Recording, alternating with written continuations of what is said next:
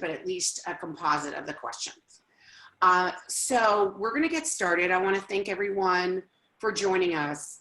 My name is Judy Mark. I am first and foremost a parent of a 23-year-old son with autism and I live in Los Angeles. I'm also the president of Disability Voices United, which is a statewide advocacy organization directed by and for people with developmental disabilities and their family members.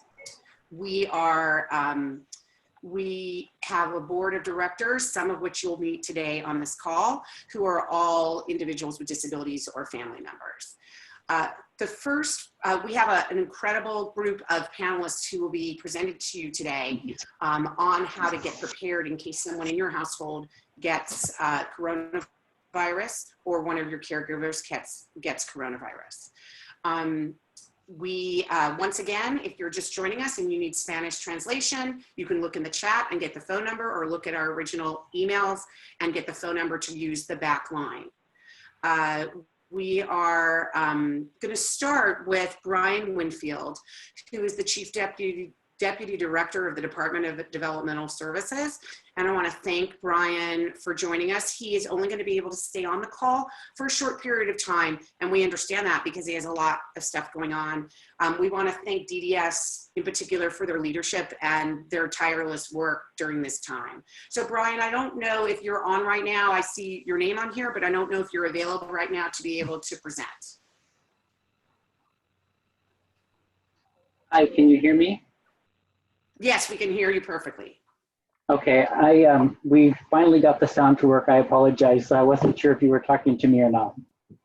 Yes, we are talking to you, and I'm giving you the floor, Brian, and thank you so much for joining us. Sure, you're welcome. Thank you for giving us the opportunity.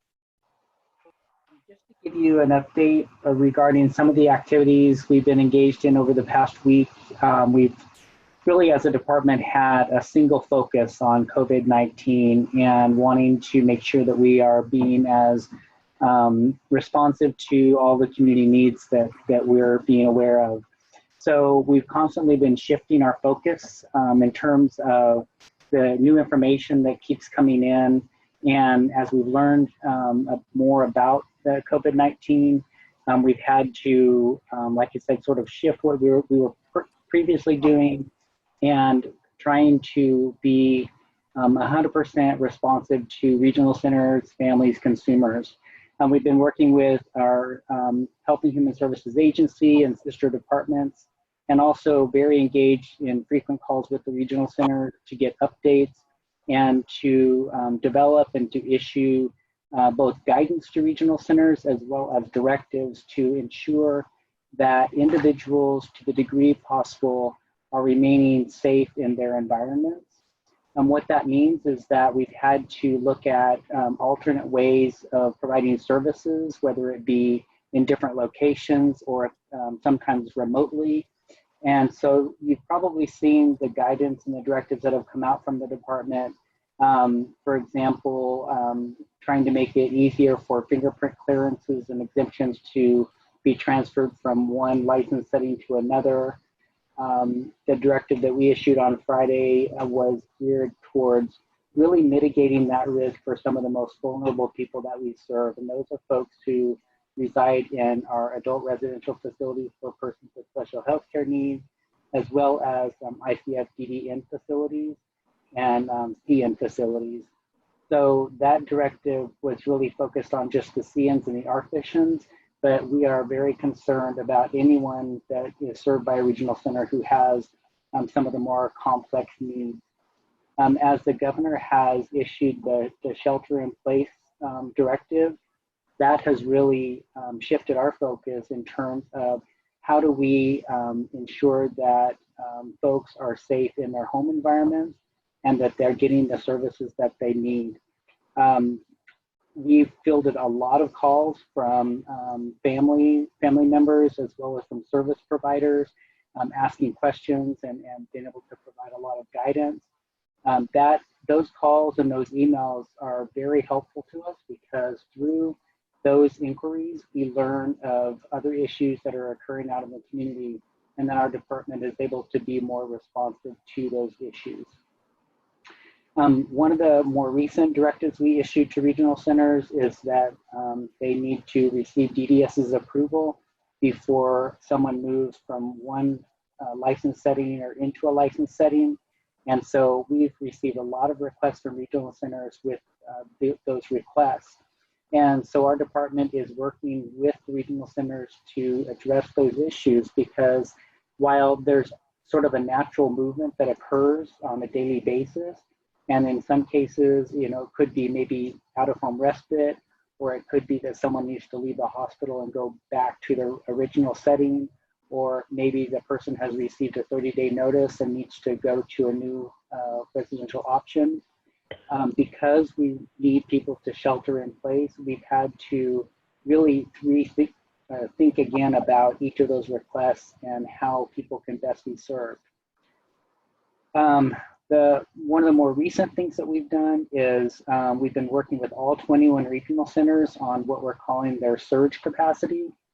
We know that there are people who have either been exposed to coronavirus and or individuals who have been diagnosed with the virus or may even be at risk of being exposed. And so we're working with regional centers to identify where are those residential options within each of their catchment areas where folks could go for a interim period of time, so that we are not cross-contaminating from one environment to another. So that's been a real focus for us over the past few days. And we just, as a department, cannot stress enough how important it is for each of us to practice social distancing, to really be prepared given the current state of affairs and the exposure risk, and that each of us, you know, families, consumers, providers, the department, all of us working together to do what we can to really contain and to shelter in place. So those are some of the things that we've been working on over the past week. And I have Chris Gebhardt, our Deputy Director of Statewide Clinical Services, and I'll let Chris add anything she wants to add. Anything? Not really. I mean, it's part of it's just really working with the regional centers on how to maintain a safe process as we go through this. So we're going to be available to them moving forward, but it's changing daily, as Brian said. So with that, any questions? Yeah, Brian, there was a Q&A question specifically for DDS that I'd love to ask you. Which number is best for calling DDS and advising them of a need or requesting information or updates? I'm not sure if it's appropriate for individuals to be calling DDS. You know, if a person is in crisis, if a person is needs immediate assistance, what should be the process for an individual? Well, you know, I think people obviously, you know, if it's an immediate crisis, then I think 911 is the best option for getting assistance.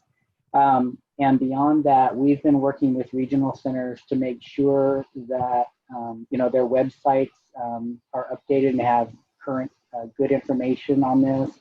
And that, of course, all regional centers are open for business, if you will. I mean, they are available to consumers and families and can take those calls and assist them as well.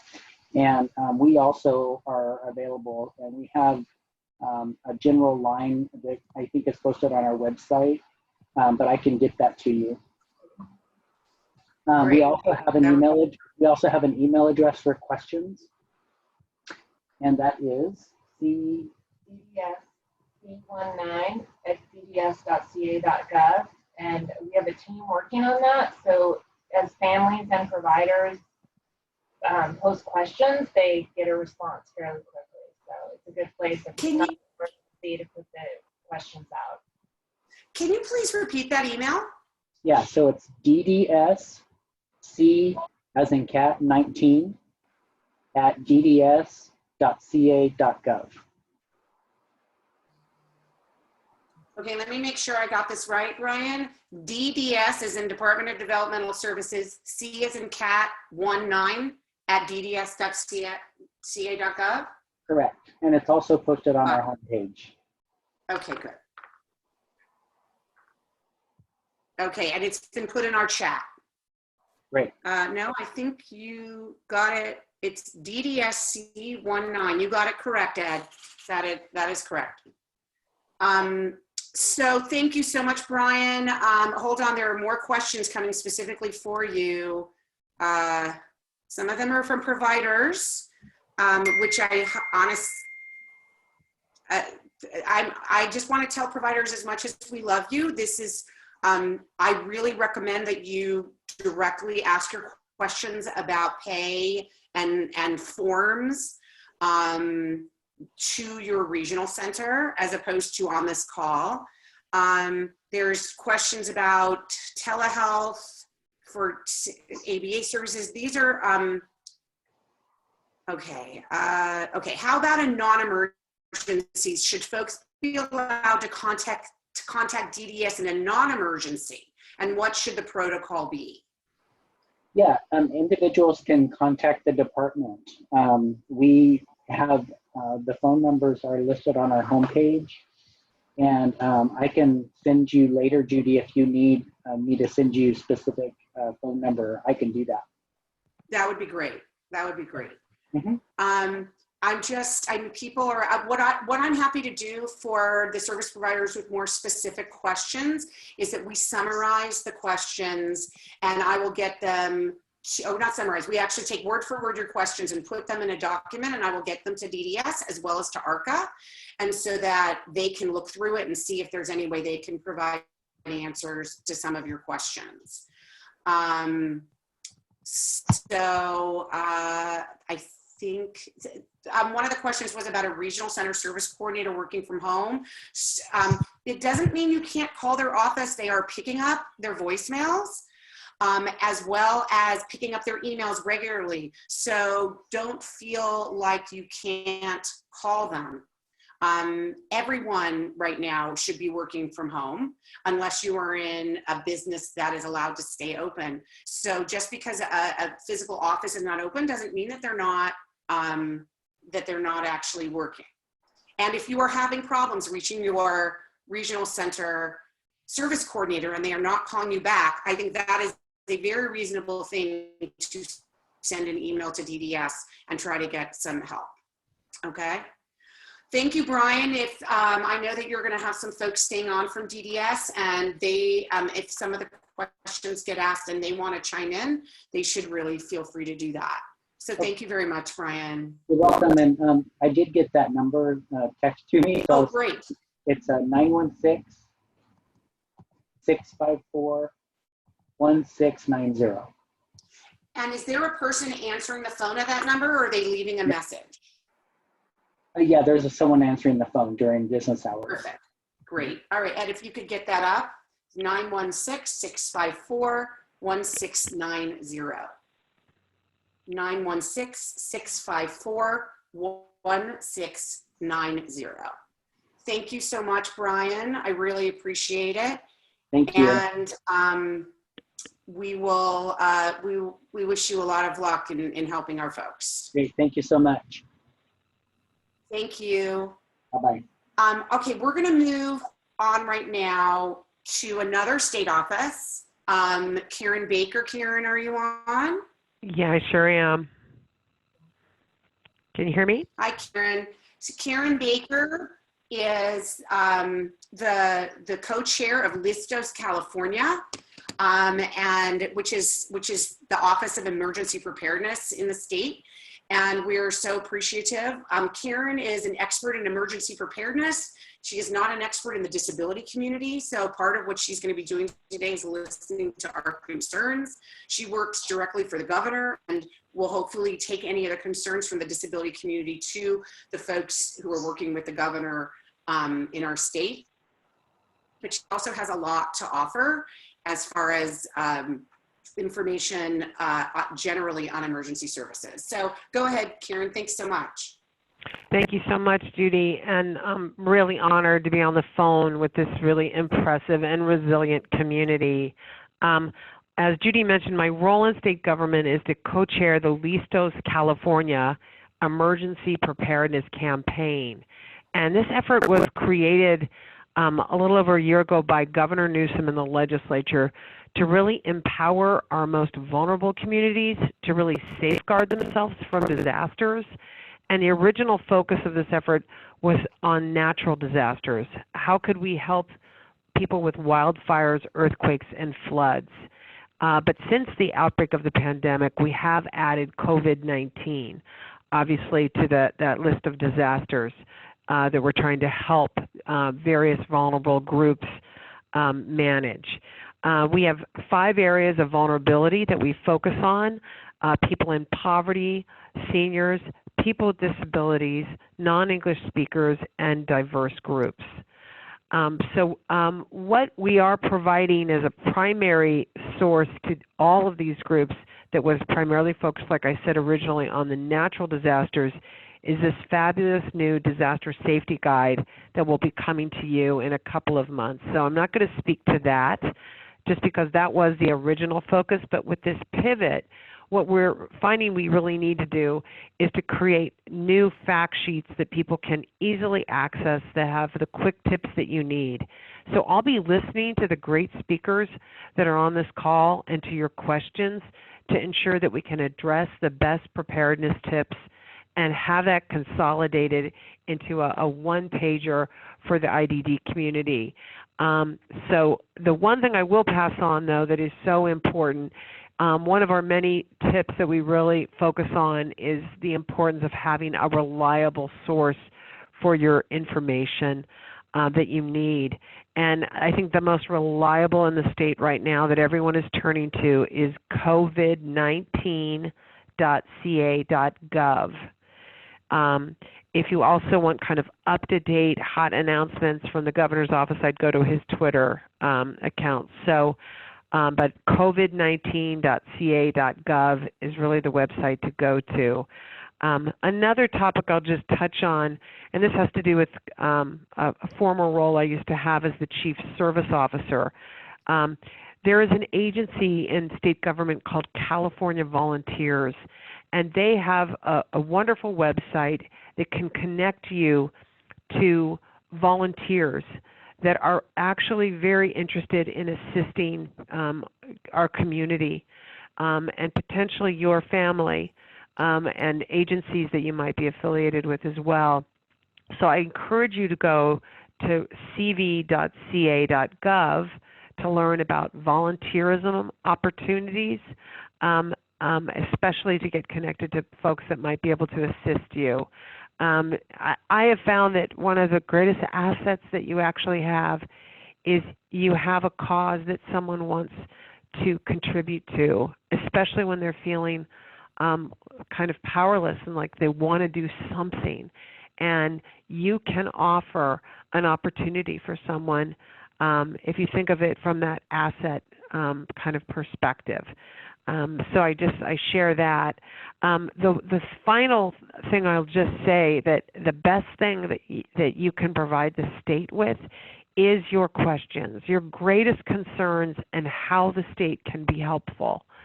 The more that I can speak to what the needs are of the vulnerable community of people with disabilities and their families, the more that I can speak to that and say this and stand this up as an unmet need, the more effective we can get government to be in response to that.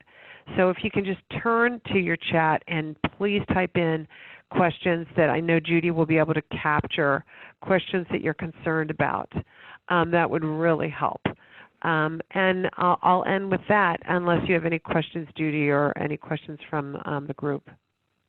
I'm looking at the questions right now, Karen, and a lot of them are related to education, which is not for you. I think for now, well, actually, here's one. I'm not sure if you can send, if you know of resources. Are there drive-through pickup options for food distribution to protect elders and their vulnerable adult children in their care? Have you heard of something like that, Karen, so people don't have to actually go into grocery stores? Yeah, first of all, some grocery stores are having select hours and drop-by services. I know Safeway has that, and there's other grocery stores that have those services. So I would encourage you to just call your grocery stores. If you're looking also for food assistance, the California Food Bank Network, just contact them online, and they have drop-by services where you can pick up food if you need assistance with securing food. Great. There's also a question, Karen, that's interesting, there's representatives here from the Asian Pacific Islander community that they're heavily involved in, and they want to collaborate with the state to help their own community, but also to help the state generally. Have you heard of sort of groups of people working in coalition with the state on getting resources out there? You know, actually, I love this question. We are going to be providing all of our materials in Vietnamese, Korean, and in Chinese, and having materials both in Mandarin and Cantonese, depending on kind of what we're talking about, whether it's a video or whether it's a printed document. I will let you know, and in some communities we also have Hmong available. We are keenly interested in figuring out the best way to partner with the Asian Pacific Islander community. So please let us know through the chat if your organization wants to be a partner, because we have materials in language that we need to get out to communities, and we need partners to do it. So that's fabulous. I love that question. Wonderful. I think that we are, so the website for California volunteers was cv.ca.gov, correct? Correct, or Okay. californiavolunteers.ca.gov, either way. Perfect. A lot of people are interested in that, so hopefully they'll get a lot of new volunteers. That's great. All right, so what I'm gonna do, I said, could you please list the website for the California food distribution, or it says Food Network? I'm not sure if that's the term. I think it's the cafoodbank.org, but that should be double checked because that's just what I recall it to be. I don't have it on my phone right now. Okay, I will get that done. All right, so if you could hang on with us. Somebody's just mentioning Mercy Worldwide is distributing food on Fridays, so people can do that. All right, so I'm going to move on, and then I'm going to continue to monitor questions. Karen, you can stay on for as long as you can. I'm going to move on now to Amy Westling. Amy is the executive director of the Association of Regional Center Agencies, which is the coalition of the 21 regional centers in the state, which all of us rely on at all times, but certainly rely on during this time of crisis. And so, Amy, can you tell us, I know that you just had a statement that just came out from ARCA and the commitment of regional centers, but what can regional centers offer us during this time in case someone in the household gets sick? Yeah, absolutely. Thanks, Judy. As Judy said, my name is Amy Westling. I'm the director of the Association of Regional Center Agencies, and we represent all 21 regional centers, so really have our finger on the pulse of what's happening around the state. And we released a statement earlier this week, really just affirming that a couple of things. As Brian Winfield mentioned, regional centers are open for business. Their physical sites are not for the most part, but please do feel free to reach out to your service coordinator for whatever you need. We understand that this is a time when the typical routine that people rely upon has been disrupted for all of us, and that has an even more profound impact in the lives of people with developmental disabilities and their families, as things like schools and daycares and day service and all of those things aren't as readily available particularly in in-person type of settings that we're used to. What we're hearing from a lot of families is a need for additional respite or personal assistance services those kinds of things. So in most regional centers, the authority to approve those things has been pushed down to the service coordinator level. So feel free to call your service coordinator, reach out to them, let them know what you and your family need. And at the same time, regional centers are reaching out to families that they support, trying to assess where is everybody in this, what are the current needs that are emerging, what are we seeing that we can be a part of that solution. So please do feel free to reach out.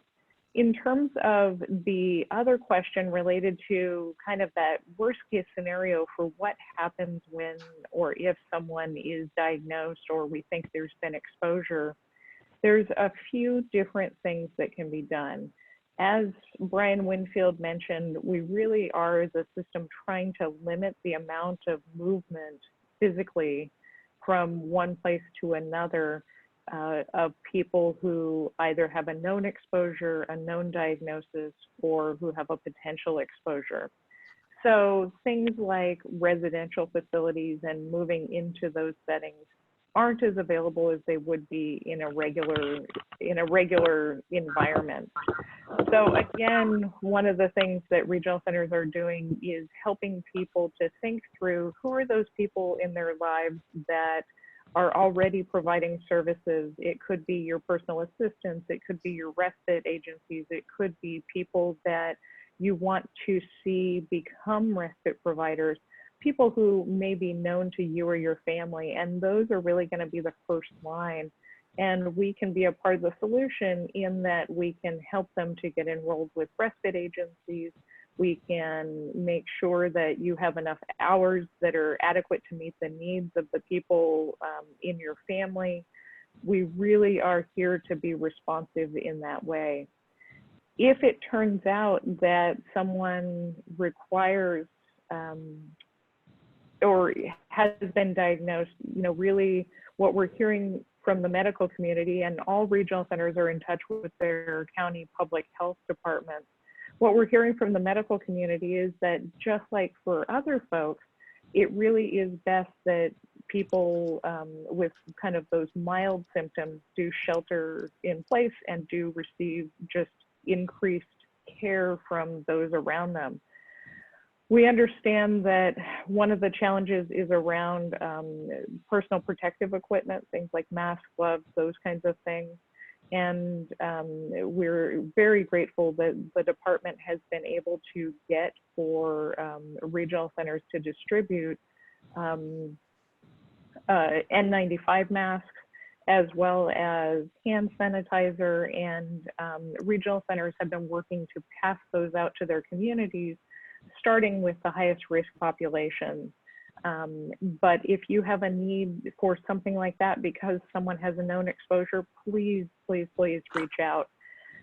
Additionally, in terms of the question related to how people can secure supplies, one of the things that we've been doing is reaching out to the Grocers Association, to Costco, to Walmart, to let them know that really the folks supported by regional centers have the same or similar needs as seniors in terms of needing to make sure that they have access to critical supplies. And we've seen some of those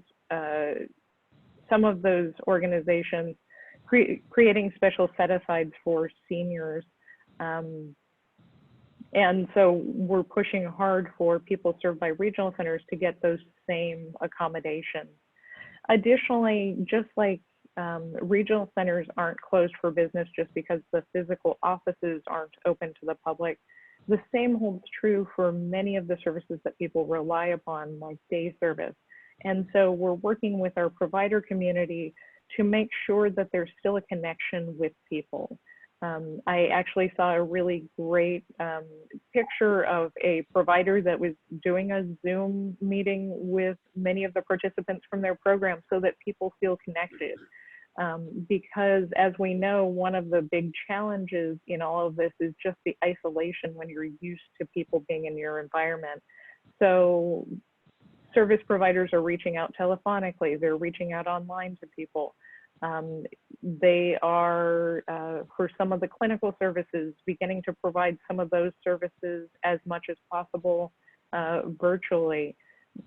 Regional centers are accepting still applications for intake and doing as much of that virtually as possible. We're trying to keep things moving and trying to continue to meet people's needs in a way that makes best sense for they and their families. And regional centers, as I mentioned, have reached out to their counties, and different counties have made different things available in different areas. And so really, if you have a need, let your regional center know, and they can absolutely be part of the solution in terms of trying to make those connections. Now, we know there are certain things that are just in short supply. So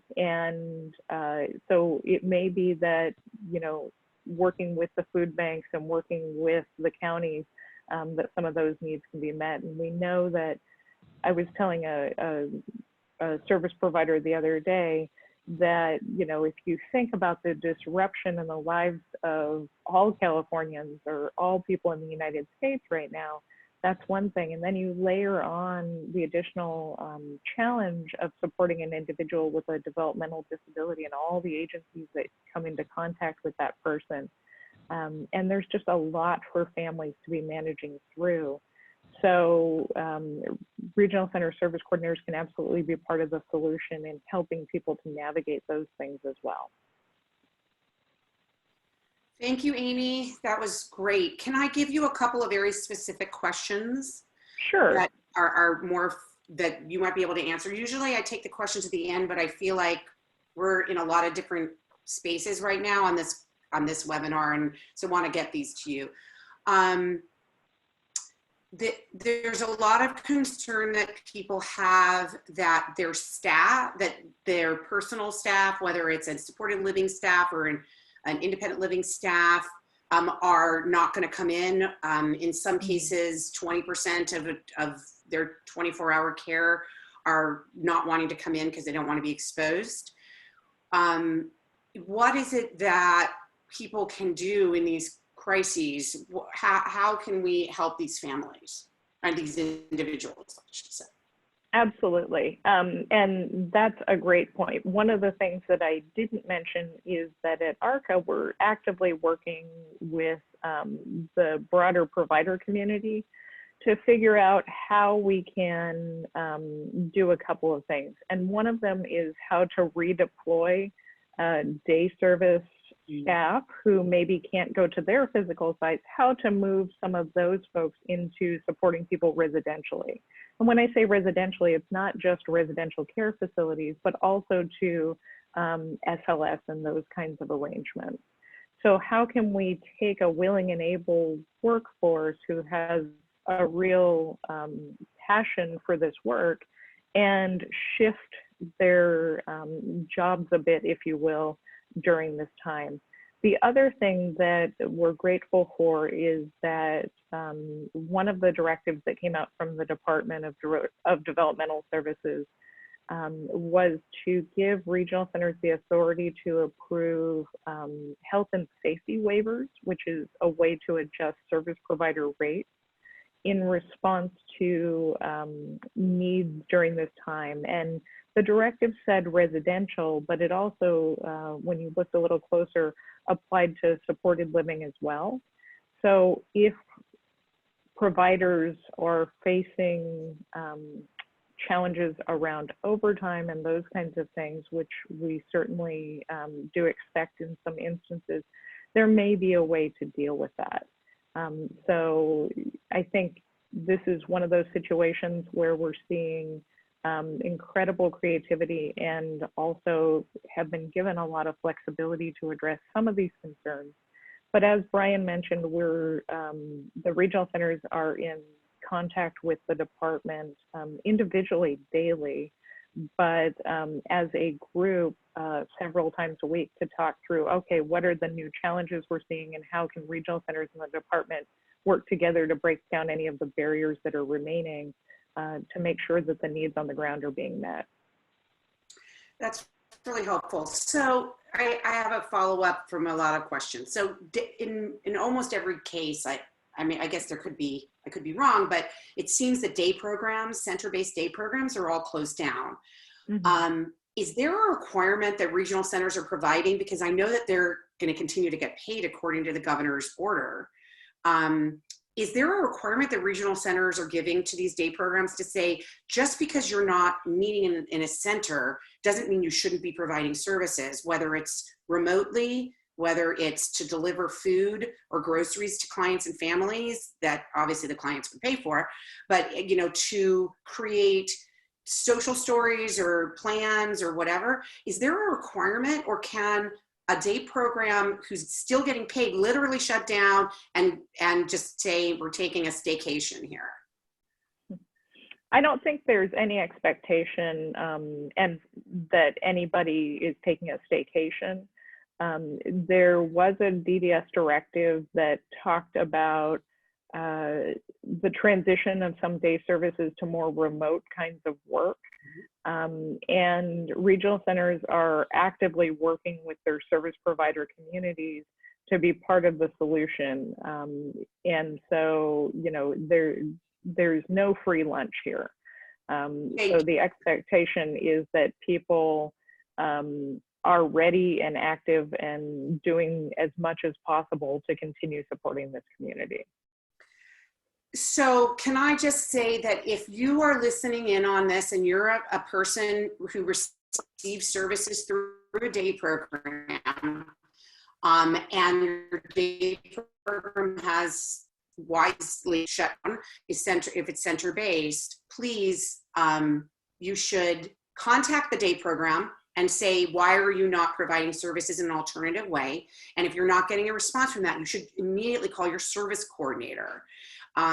Or anyone else at your regional center to let them know this is happening, because people shouldn't be out there on their own. There's lots of stuff that can be done to assist people by day programs or social skills programs or whatever kinds of programs are currently getting paid for.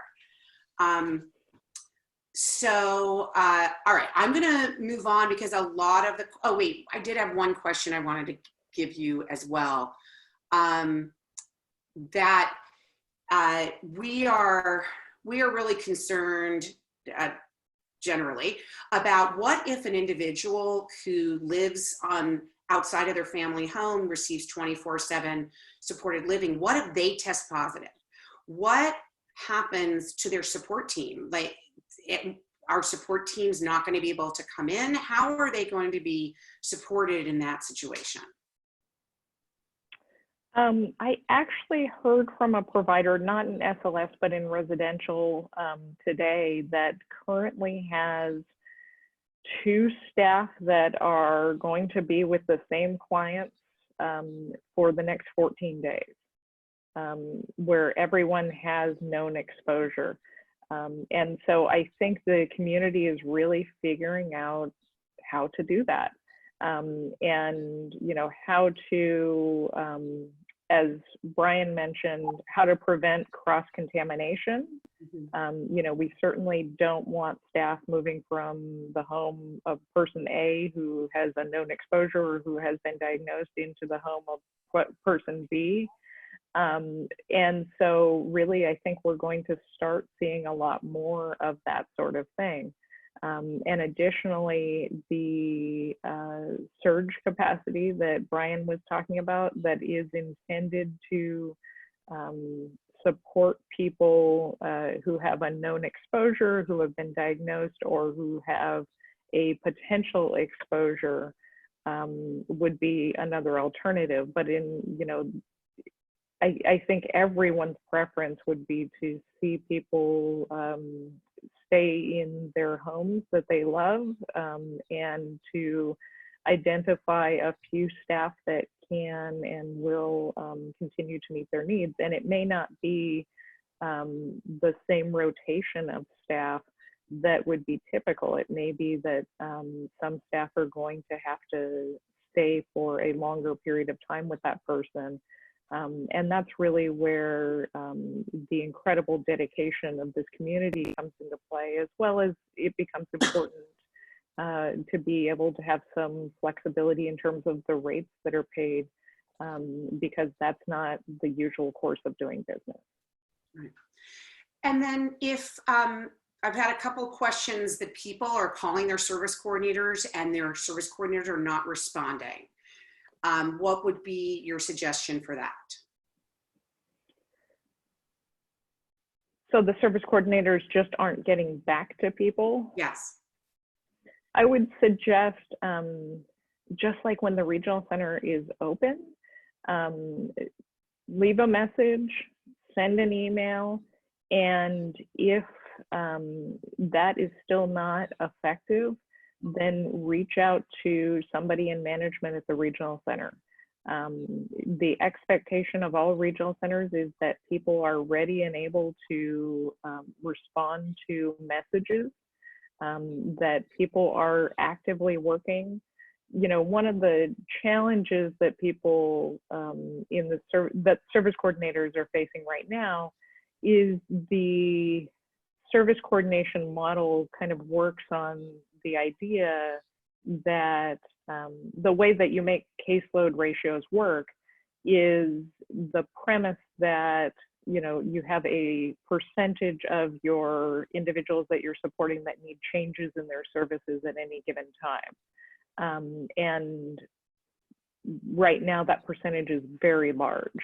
And so it's taxing the system a bit, but it is still the expectation that people are able to get through and are able to be heard and are able to have their needs met, whether that need is adjustments to critical 24-hour care, or whether that need is an additional bump in services that are supporting the family. But act just like you would when the regional center is physically open.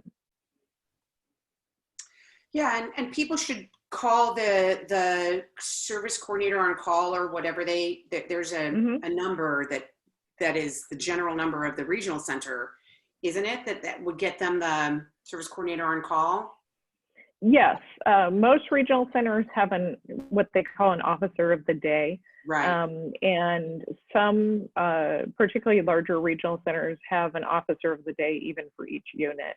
But that's absolutely another way to reach people when you feel like it's been too long since your call has been answered. Most regional centers are striving, and typical policy is that they return voicemails within 2 days. Right. So we will also get up on our website, the State Council on Developmental Disabilities has a number where they're accepting calls. So if people are having a hard time getting a hold of their service coordinator, they should first go higher up within their regional center. They can call the State Council on Developmental Disabilities to help them. There's also an intake line at Disability Rights California that you can call if it's something of significant concern. And there's also this number that we'll put out there from DDS. So I think that there are many other ways that you shouldn't just sit and wait for your service coordinator to call you back if it's been more than 2 days. I think it's reasonable that they do that. I also have seen that service coordinators are being instructed at most regional centers to call through all of their caseload. I can tell you that I got a call from our brand new service coordinator yesterday asking what our needs might be during this time. If you have not received that call from your service coordinator, we're interested in finding that out if you have had no contact with your regional center, because we will make sure to bring that up with ARCA, and that is certainly the instruction coming from ARCA's statement, is that that no one should fall through the cracks. So we will try to stay on top of that. Okay, we're going to move on. And I want to ask Lauren Giardino to talk a little bit about how Disability Rights California is helping, particularly if people are noticing any kind of civil rights violations if they or their loved one becomes sick from coronavirus. Oh, can't hear you, Lauren. Can you hear me now? Yes. Okay, sorry about that. Okay, hi everybody. So I'm a managing attorney at Disability Rights California, and we are working, much like the regional centers, a lot of us are working from home, but we're still offering all of the services that we would otherwise provide. So people should still feel comfortable calling us. Our phone number is 1-800-776-5746. You should call us if you have any questions. We're still operating our phone line. And then that goes for the Office for Clients' Rights Advocacy too. If a person is a regional center client and is working with the Client's Rights Advocate, those offices are also still open. We have a two-tiered approach to the way that we've been working with the people with our community who is affected by this. The first thing that we're trying to do is become a good resource for information. I think many people have commented already on this webinar that there's a lot of information out there. Some of it's good, some of it's questionable, some of it's kind of hard to find. So what we've tried to do with our website is put together a list of the information that we think is relevant for our clients. We're monitoring it to make sure that it's updated, and also to make sure that it's in plain language so that people can understand it better. And we are updating it every day. So if anybody needs to visit our website, we have a COVID-19 webpage with information about IHSS, Medi-Cal services, regional center services. The one that's kind of changing every day is special education. We have that updated every day.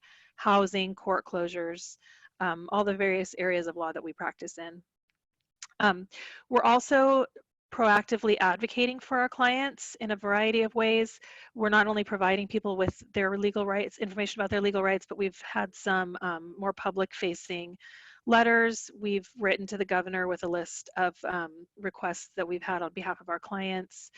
We did write a letter to grocery store owners and other food delivery services requesting that they provide faster delivery time windows for people who rely on grocery store delivery for their food, people who can't necessarily get to the store either because they can't access the store or because of an immunocompromisation, it's not safe to go to a grocery store. So we've requested that various grocery stores provide a sooner delivery window, since we are seeing those delivery windows being pushed out further and further. And yesterday we released an open letter to California requesting a non-discriminatory practice in healthcare rationing. And all of that is available on our website if anybody wants to take a look at it, and if you have any questions about it. We are trying to stress to everybody that your legal rights are intact even during this pandemic. People still have rights under the ADA and the various other civil rights statutes that protect them. And again, people should call us if they have questions. They have rights to reasonable accommodations. They have rights to continue receiving various services. It might look a little bit different than it does in other times, but that doesn't mean that their rights have disappeared. So it's important for people to remember that and to call us if they have questions about it. Let's see. Oh, and somebody's asking for our website. So the website for Disability Rights California is www.disabilityrightsca.org. We are also trying to provide information to people on things like emergency Medi-Cal. I know that a lot of people are maybe out of work at this moment, so if you have questions about how to become eligible for Medi-Cal or how to access it on an urgent basis, we can walk individuals through that. And I think that's about it. The other thing we're trying to stress to everybody is this is when it's really important to make a backup plan. We hear a lot of these questions, kind of what do I do if my provider can't come? What do I do if I get sick? And I think those are all critical. We're all very concerned about that too. It's really important that everybody has a backup plan ready so that you're not planning in the event of the emergency. So we've also been stressing that to our clients and making sure that everybody is working towards that. Thank you, Lauren. Couple of, you know what I'm gonna do, just because of the time, is that I'm gonna go to a few of our other speakers and then come back to you with some questions, because they're actually related to Medi-Cal, which is something that Dr. Kripke may be able to answer as well. that you may not know the answer to. So we're going to move. Thank you so much, Lauren. We are going to put on the links in the all the links you talked about in the chat, as well as make sure it's up on our coronavirus resources website, which I'll remind everybody through the chat. Ed will remind everybody that it is disabilityvoicesunited.org/CV. Can I bring up one more thing? Sorry about that. Sure. I do want to just point out that there is a lot of misinformation floating around about things like court closures and evictions. So it is really important also that we stress that there's a variety of orders that are coming out. The governor has issued statements and orders, and then local governments are all enacting their own. And so it's really important for everybody to be aware of what's going on at the local level and the state level. And again, we're trying to keep our website updated. Something like evictions is important, where I think a lot of people think there's a universal ban on evictions right now, which is actually not the case. Each local government has created its own set of rules. It's the same thing with the courts closing. You know, each local court system has its own procedures right now. So we are also trying to stress to everybody that you really need to be aware of the information, your rights and what's going on in your county and your city, and that, again, just be very careful about some of the misinformation that's being spread. Thank you. That's really, really helpful. Yeah, right now it's not that you can just not pay your rent.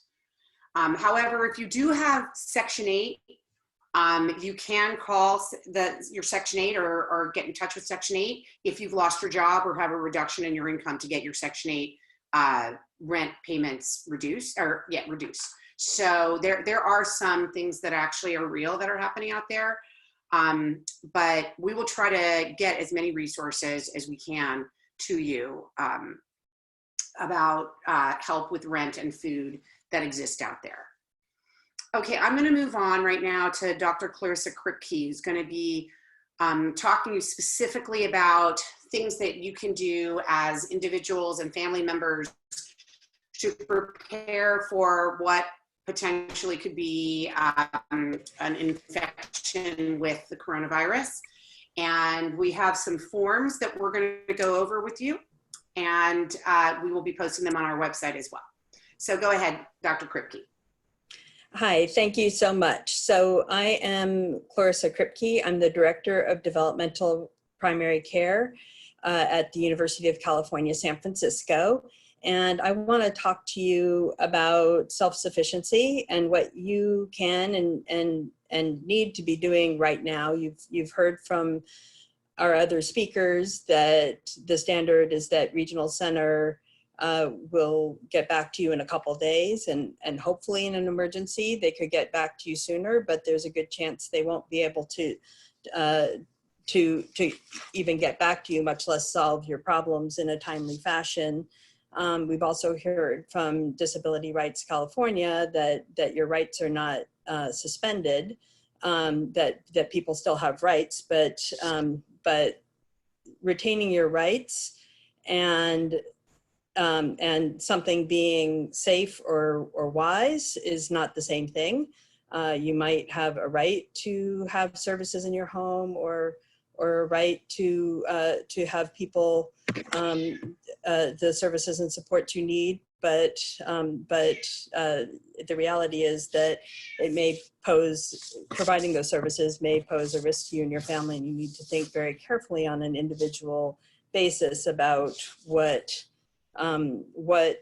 you want versus what you need in this situation, and focus on what you really need and how to stay as safe as possible, and to think through carefully the risks and benefits of any choice that you and the people in your household make. So in terms of thinking about how to be self-sufficient, how to rely on your circles of support, I'm going to share my screen here. We've created some resources for you. What is, I know what it looks like for me, but are these pictures covering? We're seeing your whole Okay. So what I would do is I would just enlarge your emergency list, or do you want me to share on mine? Here, I can make it bigger. There, is that good? Do you want to cover the whole? Yeah, I would try to block off some of your desktop too. I'm not sure why. Okay. Here, is that good? Yeah, that'll work. Okay, all right, great. So, let's talk about, practically speaking, what you and your family should do to make a plan for yourself in the chance that you need help, or someone in your household gets sick, or you all get sick. So the first thing is to communicate regularly with your circle of support. And if you feel like your circle of support is weak or missing critical members, then now is a good time to work on building your network of helpers, reaching out to people and asking people for help, letting them know what your needs are, what your needs might be in the future, will help you to build those relationships. Everybody needs help right now, and people are willing to step up. I suggest that you focus on organizations and people that you know and trust, because I think people have brought up on this call that there's a lot of fraud and scammers out there too who are offering help maybe for the wrong reasons. So as you build your network of support, just be cautious about doing it, but do reach out to people and organizations that you know and trust. In your home, prepare an uncluttered space where you could isolate yourself if needed. Think about if you got a fever or a cough, where would you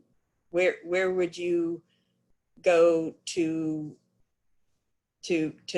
be safe? Where would you go if you were sick? Where in your house could you close off, and could you make uncluttered so you can clean it easily, so that you could be there?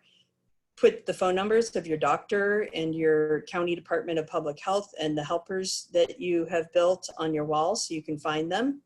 Make a go bag in case you need to go to the hospital, or in case your household needs to separate in order to separate people who are sick from people who are not sick.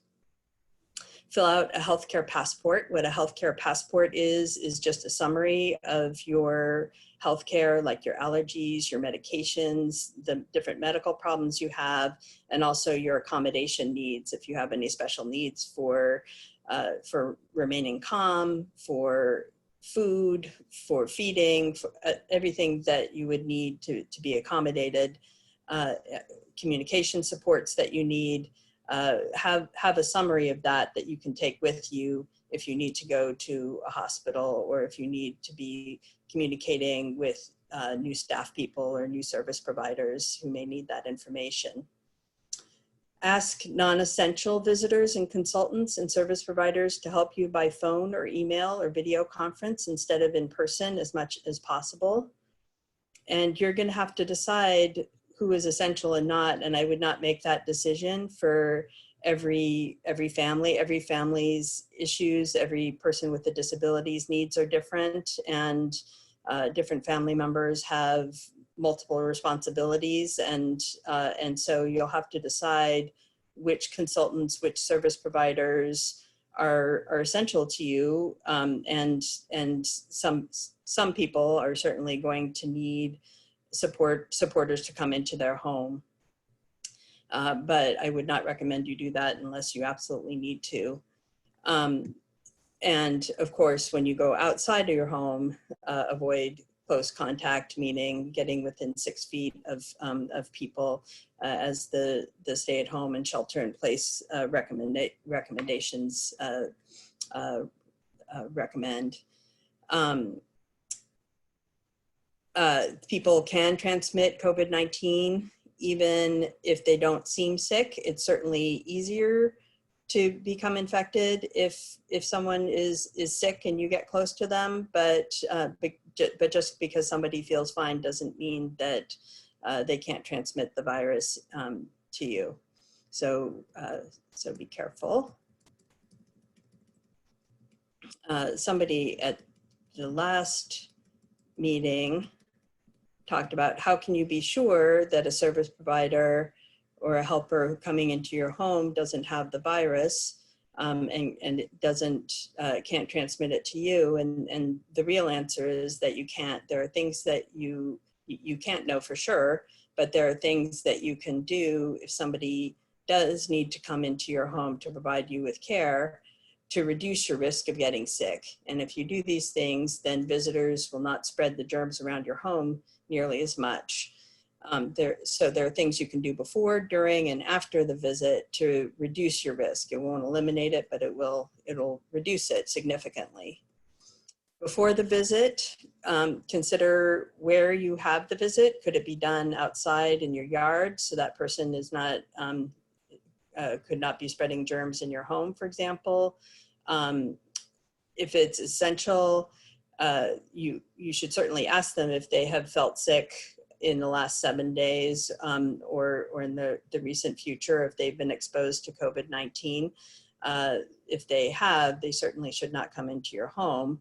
However, many people, or some people who are shedding the virus and who could potentially infect you may not know they're ill or may not know they've been exposed. You can prepare for the visit by phone or email to reduce the amount of time that they're in your home. You can close the doors of rooms in your home where the visitor will not need to go to keep those rooms in your house clean. You can have people who don't need to be near the visitor stay in a room behind a closed door until the visitor leaves.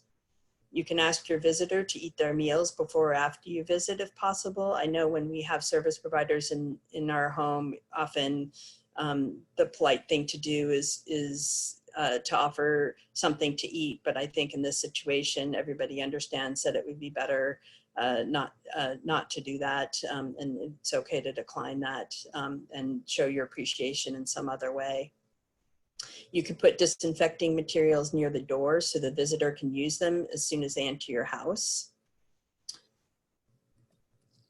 And things that should be emphasized, as soon as somebody crosses the threshold of your house, you should have them wash their hands immediately and wash their cell phone and any computer keyboards, which tend to be things that we touch a lot, we put near our face. Wash your own cell phone and keyboard, computer keyboards and mouses frequently, because those tend to get touched a lot and can be a good way to transmit virus.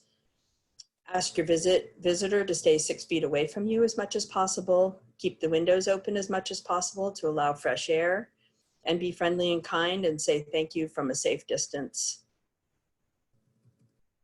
After the visit, you can follow up by phone or email. Again, limiting the time of the visit will reduce the chance that someone coughs or sneezes in your home in a way that spreads virus on surfaces in your home, or that you get exposed. And you can disinfect your home after the visit. You can do this with any disinfectant, but a simple and inexpensive one is 4 teaspoons of chlorine bleach in a quart of water, and just use a rag to wipe down all the high touch spaces where the visitor has been. We have a disinfection checklist for more information about that.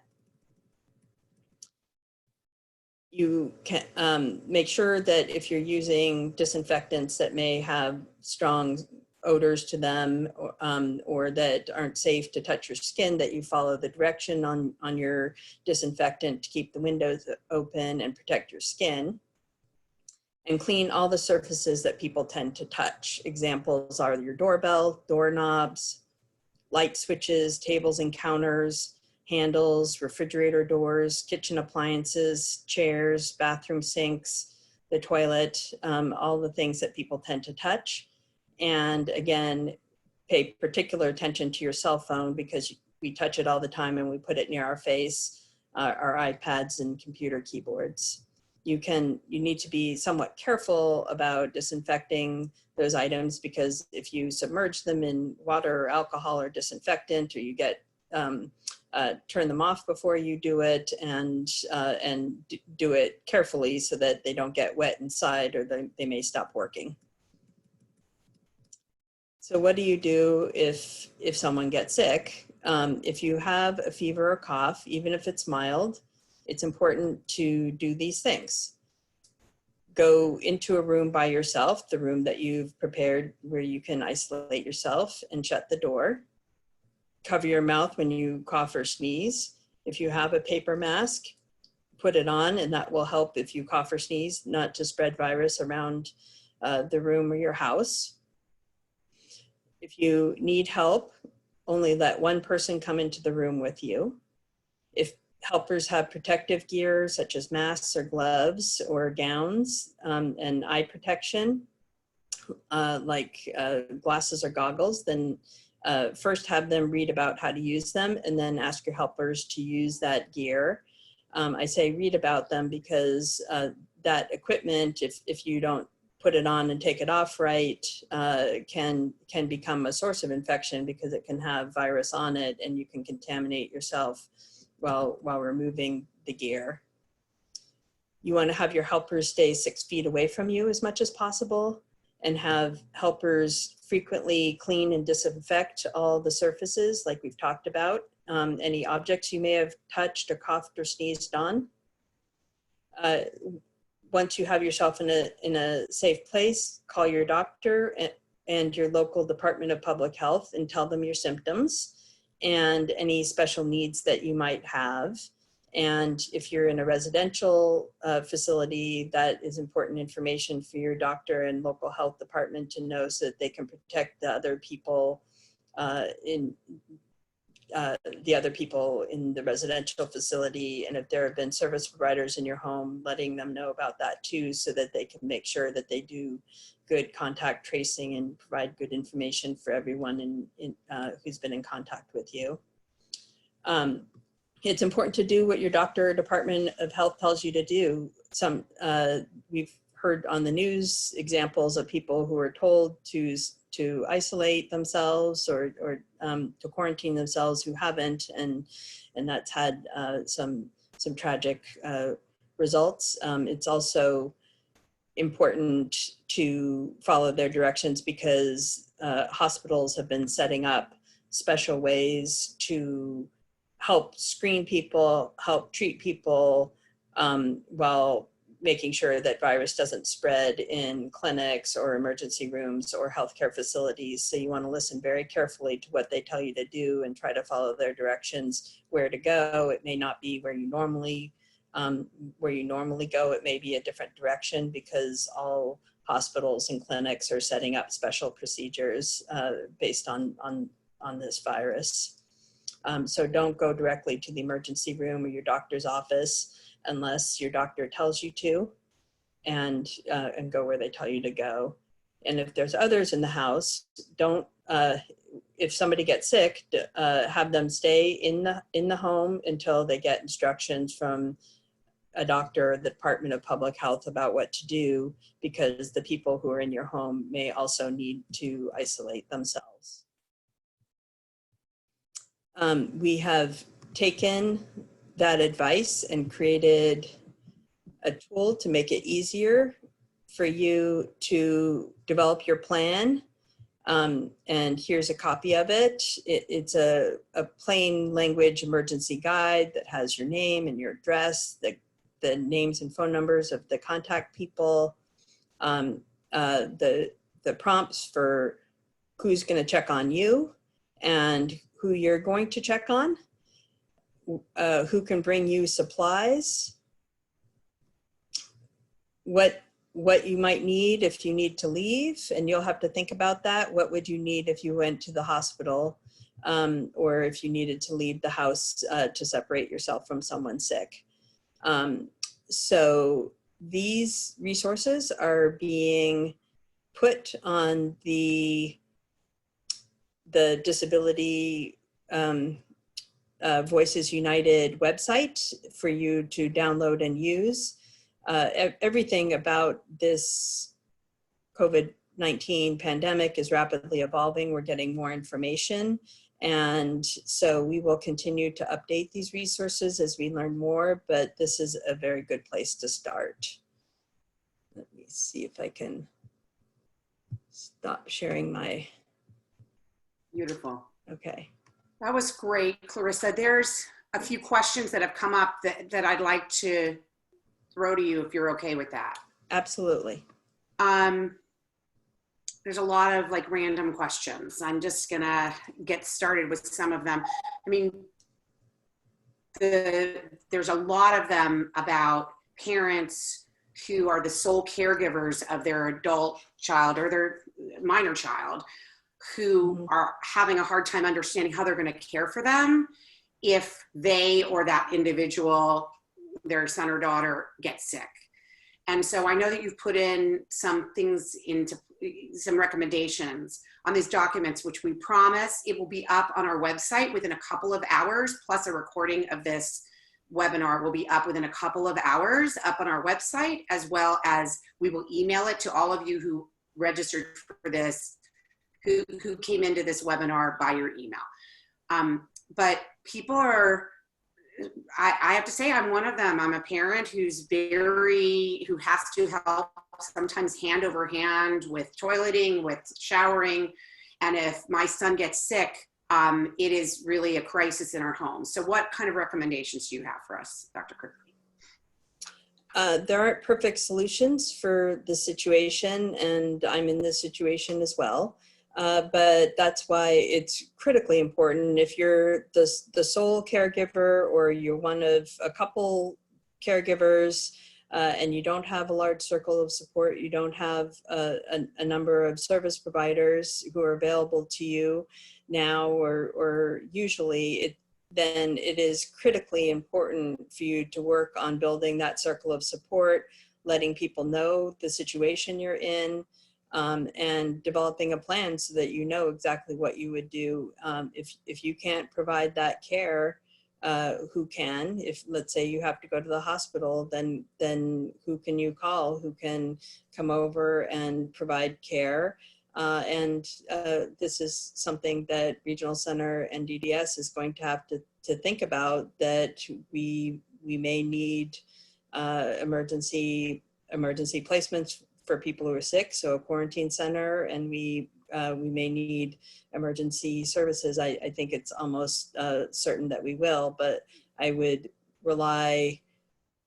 try as much as possible to rely on your on your circle of support, on your chosen, trusted caregivers, because at this point it's not clear what alternatives there'll be, and I think what you put together among your friends and family is probably going to be preferable to something that right now is unknown. And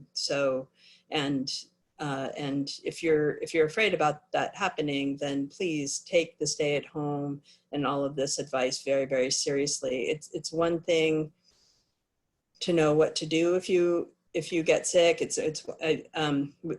With the caregivers in the residential facilities, what I discovered was that I started talking to them in February about renewing the education about infection control, about washing your hands, about doing the disinfection, and they all did an in-service. And then I went to the homes and it was same practices as usual. They weren't actually implementing it. And it actually took going there and pointing out, you just let somebody walk across that threshold without washing your hands. You just, when was the last time you disinfected all these surfaces? Oh, you haven't done it today. It's one thing to know what to do. It's a very different thing to actually do it. And I recommend that you start getting into these habits now instead of waiting for a crisis and then expecting yourself to be able to get into these habits. But changing your behavior is hard for all of us, even for doctors, even for nurses, even for residential service providers. And so we need to not just know what to do, we need to actually do it. And putting that stuff into practice isn't easy, but force yourself to do the discipline of actually doing doing the recommendations, because they do, when you do them and you do them well, they work. in my very high risk population, I've had 0 service providers and 0 clients sick. Knock on wood, I don't want to jinx it by saying that out loud, but these procedures are tried and true.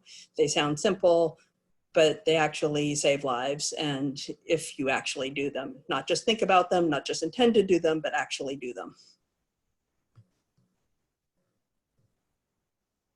Thank you.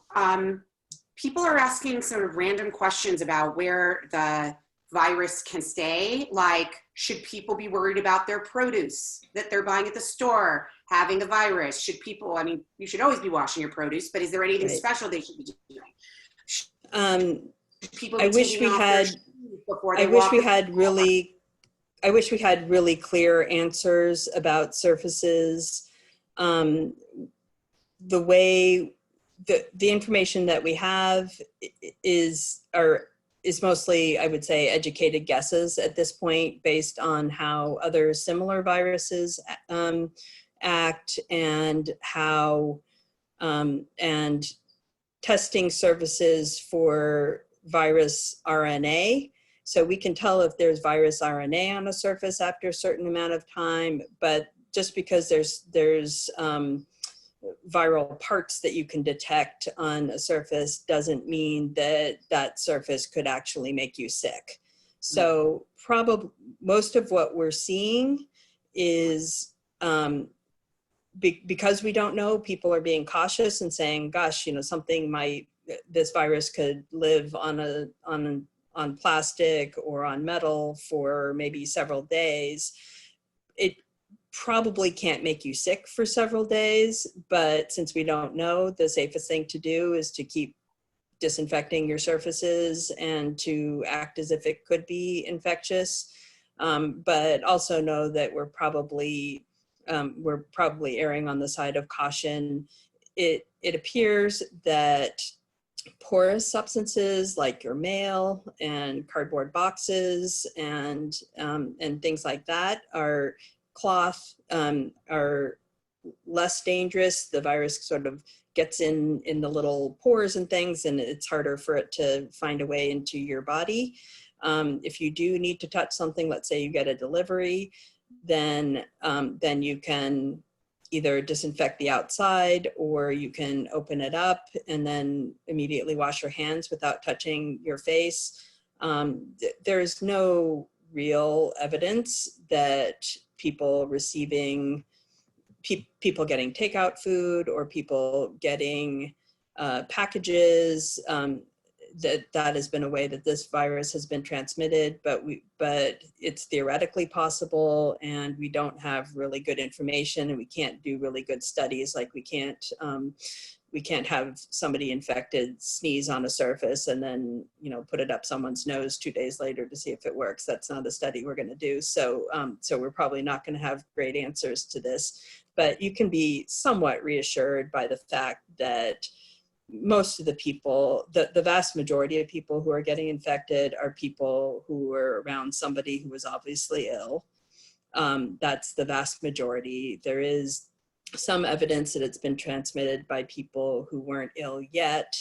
And it is theoretically possible to be transferred by surfaces, especially if you were in very close contact. Like, for example, you were doing care in the room of somebody who you knew was sick, and touch surfaces there. But I think we should do all the disinfecting things because we don't know, but it's that the risk that anything you touch might be a source of infection is probably overblown. Can I ask another question?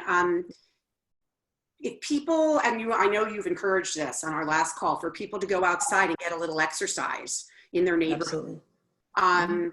If they're passing somebody 6 feet away who's walking in the other direction, is that something people should be worried about? Is it sitting in the air?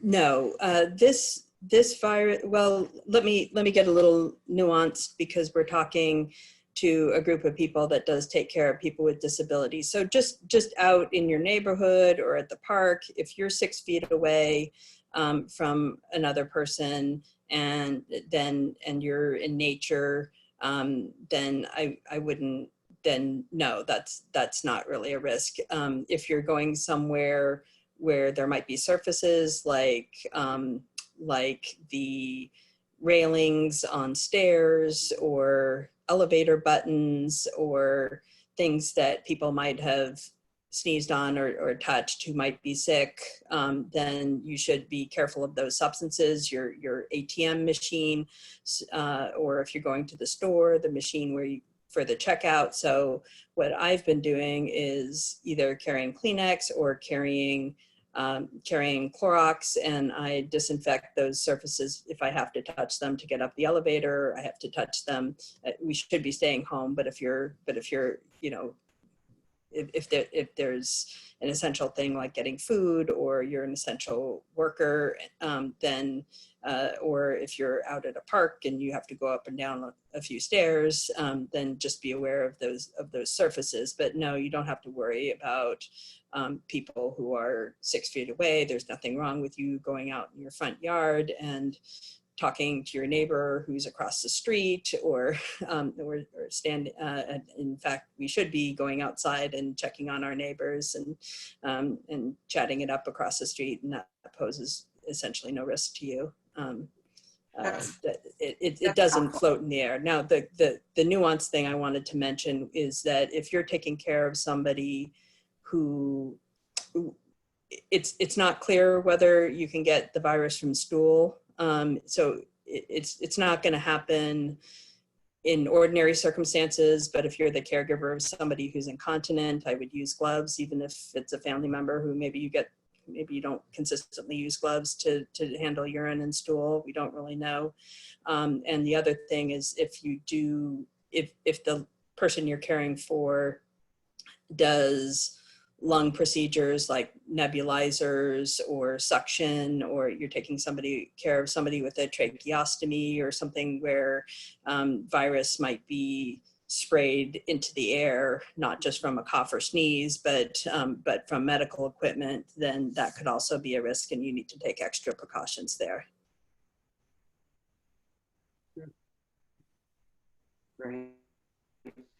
That was fantastic. I have some more questions for you.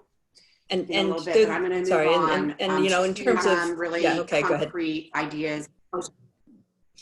I just said, I was just going to move on. Definitely get outside into the sunshine.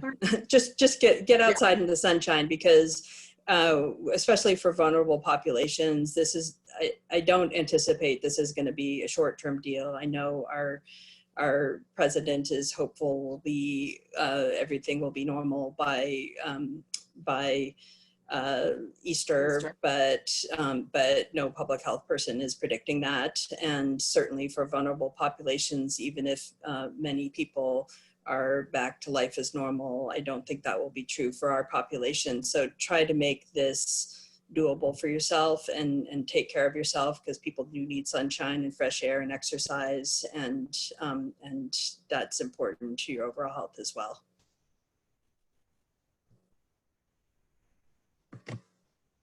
Thank you. Really helpful. So Lori, are you there, Lori? You could get your video started. I was going to turn to you. I see your name. Oh, there you are. Yay. So Lori Shepard runs Avenues Supported Living Services. Last week you saw her husband, Scott, talk about some of the work that they've been doing. And I wanted to bring Lori in to talk about some specific tools that you can develop as an individual with a disability, or the family member working with that individual or staff member, to get you prepared in case you have to go in the hospital, in case you have a new staff member, or you're removed from the home for your own safety. So go ahead, Lori. Okay, I'm going to hit screen share. Let's see. And once again, everybody, you will get this information emailed to you. We will be up on our website within a few hours of this webinar. Okay, sorry. Okay, is that full screen for people? Yes. Okay, let me get rid of this. Now I can't do it. panel part. Oh, because I'm full screen again. Sorry, it's going to take a sec. I want to get rid of this QA stuff so that it doesn't interfere here. You should be able to slow down your screen now. Okay, so now you probably see the faces still too, right? Yeah. But that's it. Okay. It's Okay. fine. Okay, good. So yeah, basically, like Judy said, we want to talk about some tools for supporting people. We know that many family members and even staff are really concerned about what's going to happen if the typical care person can't be there with the person, either because the person themselves are ill and they're in some sort of isolation where we're not allowed, or because the staff, the caretakers, the elderly parents, the cousins, who's ever taking care of them fell ill, and we don't want to expose the person to that. So what we've got here is a couple of tools that we actually use these tools year round. They're not tools that were set specifically for crisis management, but I've adapted them just slightly here for the COVID-19 crisis here. So we're going to talk about two things. We're going to talk about the one-page profiles, and I need to slow down. And we're also going to talk about the communication dictionaries. So what is a one-page profile? I'm not the one who invented this. Helen Sanderson and Associates is the key place to go, and her website is here on my PowerPoint, and Judy will be posting the PowerPoint. But hundreds and hundreds of examples. You can pull some templates out and work on those. But basically what it is it's, as it says, it's one page. A lot of the people we support have pages and pages and pages of documents. They've got IPPs and ISPs and IEPs and every other P in the world. Doctors, hospitals are not going to have time to read all of that. So what this does is this condenses the really important information into one page, and we kind of try to make it cute enough that people actually will look at it, will read it, will follow it. It's very easy to adapt. So like I said, we use multiple one-page profiles for people depending on the situation. I may have one for somebody at work that looks very different than one when you're supporting him at home. His coworkers need to see, you know, how to interact with him at work, and the home people maybe see a whole different side of him, and that's not unusual. So if somebody was going to join a new club or a class, for example, we would have like more of an introductory one-page profile. So in this case, I'm going to share with you some one-page profiles that are really focused on their medical needs and if the person is isolated away from their typical caretakers. They can be used across settings. They're not just for people with disabilities, so we also use them as a team building tool. We will maybe have, if we've got, you know, Judy and all of her friends, we're going to have a one-page profile for all of her friends, so that as she brings a new friend in, they can all kind of get to know each other. So same type of a thing, or you can use them for work, whatever. So the format, like I said, it's one page. We like to use graphics, pictures, something that make people focus on it and want to read it. And they basically ask just a few key questions. What do people appreciate about me? That's really key, even in a healthcare situation, because when you're in the hospital, you're probably not at your best. And so we want the care providers, the nurses, the doctors to see, whether it's me or whether it's the people we're supporting, we want them to see the person behind the sick person. What is important to me? Again, we're going to focus this time on what's important to me if I'm stuck in a hospital. So it's not really, it's not going to be it's important for me to go to church. It's going to be it's important for me to see a minister. How can you best support me? This is just really key. We've got vulnerable people who don't have traditional language. How can we best support them in a hospital setting where we know a lot of the guys are not comfortable already? And then you can also ask different questions, of course, depending on what you're using the one-page profile for. So here's a sample, and I did ask permission from all of these people last night if I could use it. I've X'd out their names, I've X'd out their doctor's names, I've X'd out phone numbers. But here's a lady that we support. She has a lot of one-page profiles for various settings that she's in. So this one is specifically, and we did just create it yesterday, for if she has to go in the hospital. And it's really clear that at the top you'll see these are her basics. we added some stuff that we don't normally have, because typically we would be the ones helping her to eat. We would be the ones positioning her.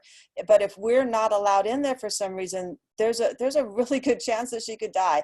And we're very well aware of that, because historically, when she goes in for anesthesia with dental work, if they don't let us back there when they're extubating her, they don't position her right, she's not going to be able to breathe on her own. And then they get, you know, obviously worried, and it could have been prevented if they'd allowed us to gear up and go back there and position her before they extubate her.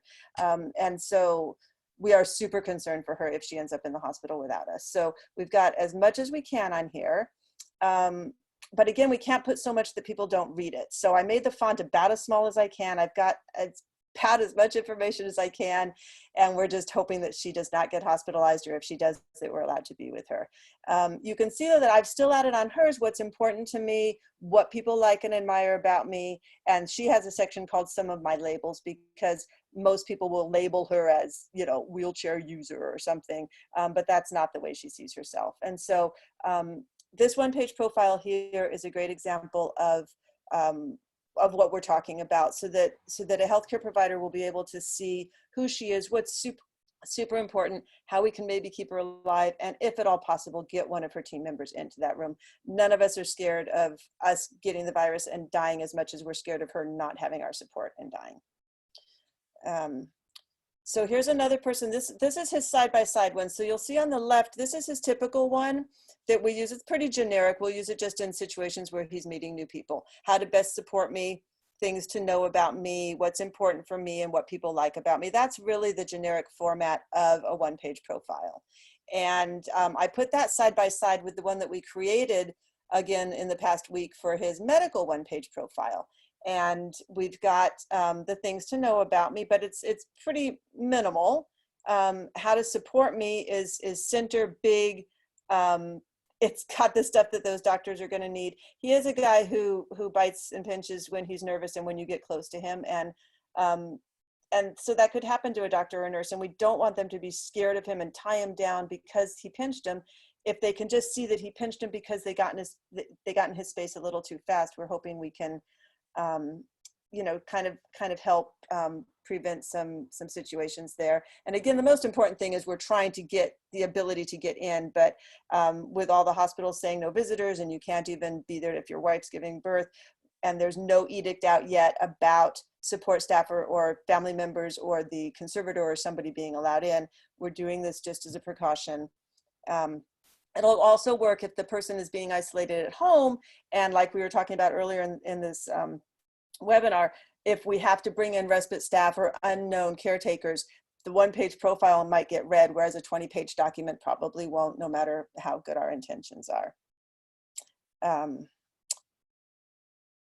Pam told me I could leave her first name on, so I did. Hers also, she has a one-page profile. This is the one she updated last week for if I go in the hospital. And she did not include her sections about what people admire about me and what's important to me. Well, besides what's important in about her medical issues.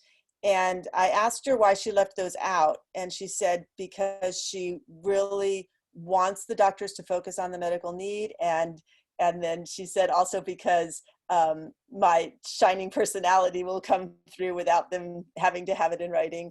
So so you don't have to stick to the format. If it makes sense to do something different, do something different. But again, you'll see that we've had colors, we've had, we normally have a lot more graphics on it too.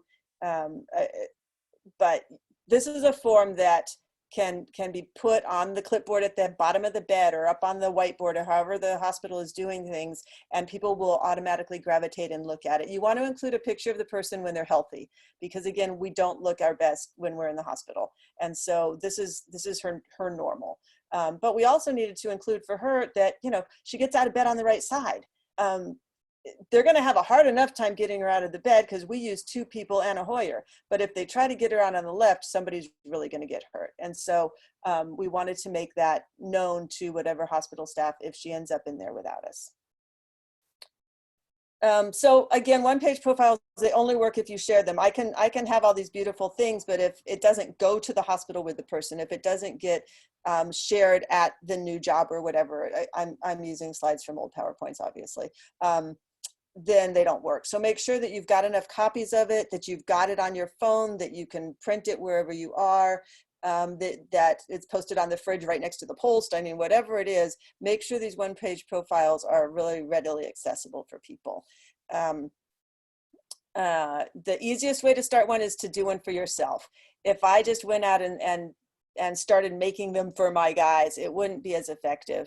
I really needed to make one for myself to see how it all worked and where the awkwardness is. It's really awkward to say what people admire about me. So working through that with yourself and then doing them for the people that you are supporting or your family members. I made one for my mom when she went on hospice, because we knew at that point that she would have a whole bunch of caretakers coming in that were unknown to her at a time of high stress for her, for the family, for everybody. And so we created a one-page profile that we were able to share with every worker that was coming into the house. And even my siblings, everybody, we just felt that it was really a really good tool. So don't just use it for the people with disabilities. If I get sick, believe me, I'm going to have a one-page profile going to the hospital with me, because, you know, I want them to do the things that are important for me. Share it with everybody. Sometimes it's good to send it ahead. So if you know that you're going somewhere, you want to send it ahead so that they know that, oh, this person is afraid of the you know, white coats, or they don't like getting shots or whatever. And start by creating your own. Ask others for ideas. Decide what it's for. In this case, we're pretty focused on if it's a hospital stay. And treat it like a living document. So change it. And as we know, this is an ever-changing thing. Every 3 hours, we've got new edicts coming out. So same thing with our guys. If we realize that, oh, now, you know, now we all have to wear masks in the hospital, well, we're going to have to address how is that going to work for that person. Next topic is the communication dictionary. Again, this is a tool that we use on a day-to-day basis. It's not a crisis tool, but it is so effective in a crisis. And it's basically a tool that you can document the ways that people communicate besides their verbal communication, and even some of our verbal communication that, you know, you don't say what you mean. So it's got 3 columns. And it's not an ABC chart. This isn't a behavior chart. This is a way that we see the communicative function of various behaviors. So if somebody has a great way of communicating, if they've got their AAC system down, if they're, you know, very competent verbal communicator, I would maybe backburner this for them and focus more on the guys who have very limited traditional communication. But once you get those guys done, get a communication dictionary done for everybody else that you support. And again, for grandparents and elderly. And I know when I get sick, I shut down verbally. So how would I communicate that I was in pain or something? So here's the blank version of it. Describe what the person uses, and then define what it means or what we think it means. And then what is our response? So sometimes the same movement or act or noise or gesture could mean various things. If I go like whatever, that could mean whatever, like I'm done, I'm not listening to you anymore, or it could be something totally different, just depending on who I am and what context I'm using it in. So a sample that we have here is if Steve, so the behavior would be, he takes your hand and he pulls on you. And it might mean I want to go. And if it means I want to go, we should prompt him to touch the car keys, which is the way that we want him to communicate, I want to go. And then show him the pictures and see where he wants to go. But it might also mean I want something. So in that case, you're going to say something more on the grounds of show me. So he's doing the same thing. He's taking your hand and pulling it. you might, because you know him, know exactly what that means. But a person who's a new respite provider, a new person, you know, your residential program, your day program, your home, whatever you are, they might need to know this, because if Steve takes your hand and pulls on you and you say, "Let go of me, I don't want to catch coronavirus," that's not really effective. We want to make sure that they realize that that is how he's communicating to us, and we want to acknowledge that. And then here's your dictionary about what that might mean. When Steve sings, with Steve in particular, his singing can be very scary if you don't know him. And it means I'm happy, I'm enjoying this, I'm saying hi. And when he does that at home, of course, we all know that he's happy. But when we're out in the community, or if there's new people in his home, we tend to acknowledge to him that he's happy. And we don't do that because he doesn't know he's happy. We do it so that the community members are not fearful of that noise, and that they say, "Oh, that means he's happy." So he sings a lot at the gym, and people who are new to the gym don't know what's going on and they're really nervous. So we have a one-page profile that we give to people at the gym that says, "The louder I am, the happier I am." Once they see that, then they're comfortable. But when we're walking through the grocery store, and again, obviously we're not doing this right now, but if Steve's singing while we're walking through the grocery store, we often are saying, "I know you're happy, Steve, you really love to go grocery shopping." Then people around us are not trying to run to other aisles because they think he's going to be doing something weird. So, and you can see that as the second, the third item down on the left. If he stands up and begins to walk to something, it means it's purposeful. Steve is not a pacer. Of course, we know lots of guys who are pacers too, but Steve's not one of those pacers. If he stands up, he needs something. And if you tell him to sit back down and if he's in the chair, that's on you, right? So we're telling people who are going to be working with Steve that, you know, if he stands up, you need to figure it out. What does he want? Now, all of these things would be a great asset. And I think I can't see the chat box right now, but I saw a lot of people saying, what if the elderly parents who are the sole caretaker of an adult child get sick? What if, you know, I can't take care of my kid? And this is a way that you can sleep better at night. Create a one-page profile for if he's in the hospital. If you have time, create a one-page profile for around the house too, in case you have, you know, new respite workers or whatever coming in, and create a communication dictionary. And it's not up to mom and dad or day program or residential program to create these communication dictionaries. Make it a living document, put it on a Google Doc, put it on a Dropbox, at the very least, put it in a notebook on the counter, even after you sanitize everything, and have everybody add to it, because we all know that a certain twitch or a wink or a look means something. Get that down in writing. Sometimes what I'll do for people who say, "Oh yeah, good idea," but then they don't do it, is I fill in that middle column that it might mean. And I write things like, he is sick, he has a headache, he's hungry, he's hot, he's cold, he's bored. And then I ask the group of that person's support team to write what that behavior looks like and what we should do about it. It gets the ball moving. So I think, Judy, you have access to one with a big middle column already filled in on a Google Doc. So if you want to grab that one and erase the stuff that you have on the two ends and throw that in as a shareable Google Doc, people can use that as a starting point. Okay. Okay, so hopefully I stuck to my 10 minutes. Those are the two tools that I wanted to present today. We have others. If Judy does more PowerPoints, we'll probably bring some more stuff in. Thank you so much, Lori. That was fantastic. So we're just going to spend a couple minutes right now. I have asked Lori if you can stop sharing your screen. That'd be great. No. How do I? Stop. Oh, share. That it? Yeah. Stop sharing. I think it should say stop sharing. I'm now going to ask Stephen, are you around? Let's see if I can get you to stop sharing that one. Stop participant sharing. There we go. All right. I was able to do it from my end. Okay. So Stephen, if you can unmute, and I am going to share what we talked about last night, your emergency plan. Okay, go ahead and pull that up. I have a feeling it's on your computer, not mine. So go ahead.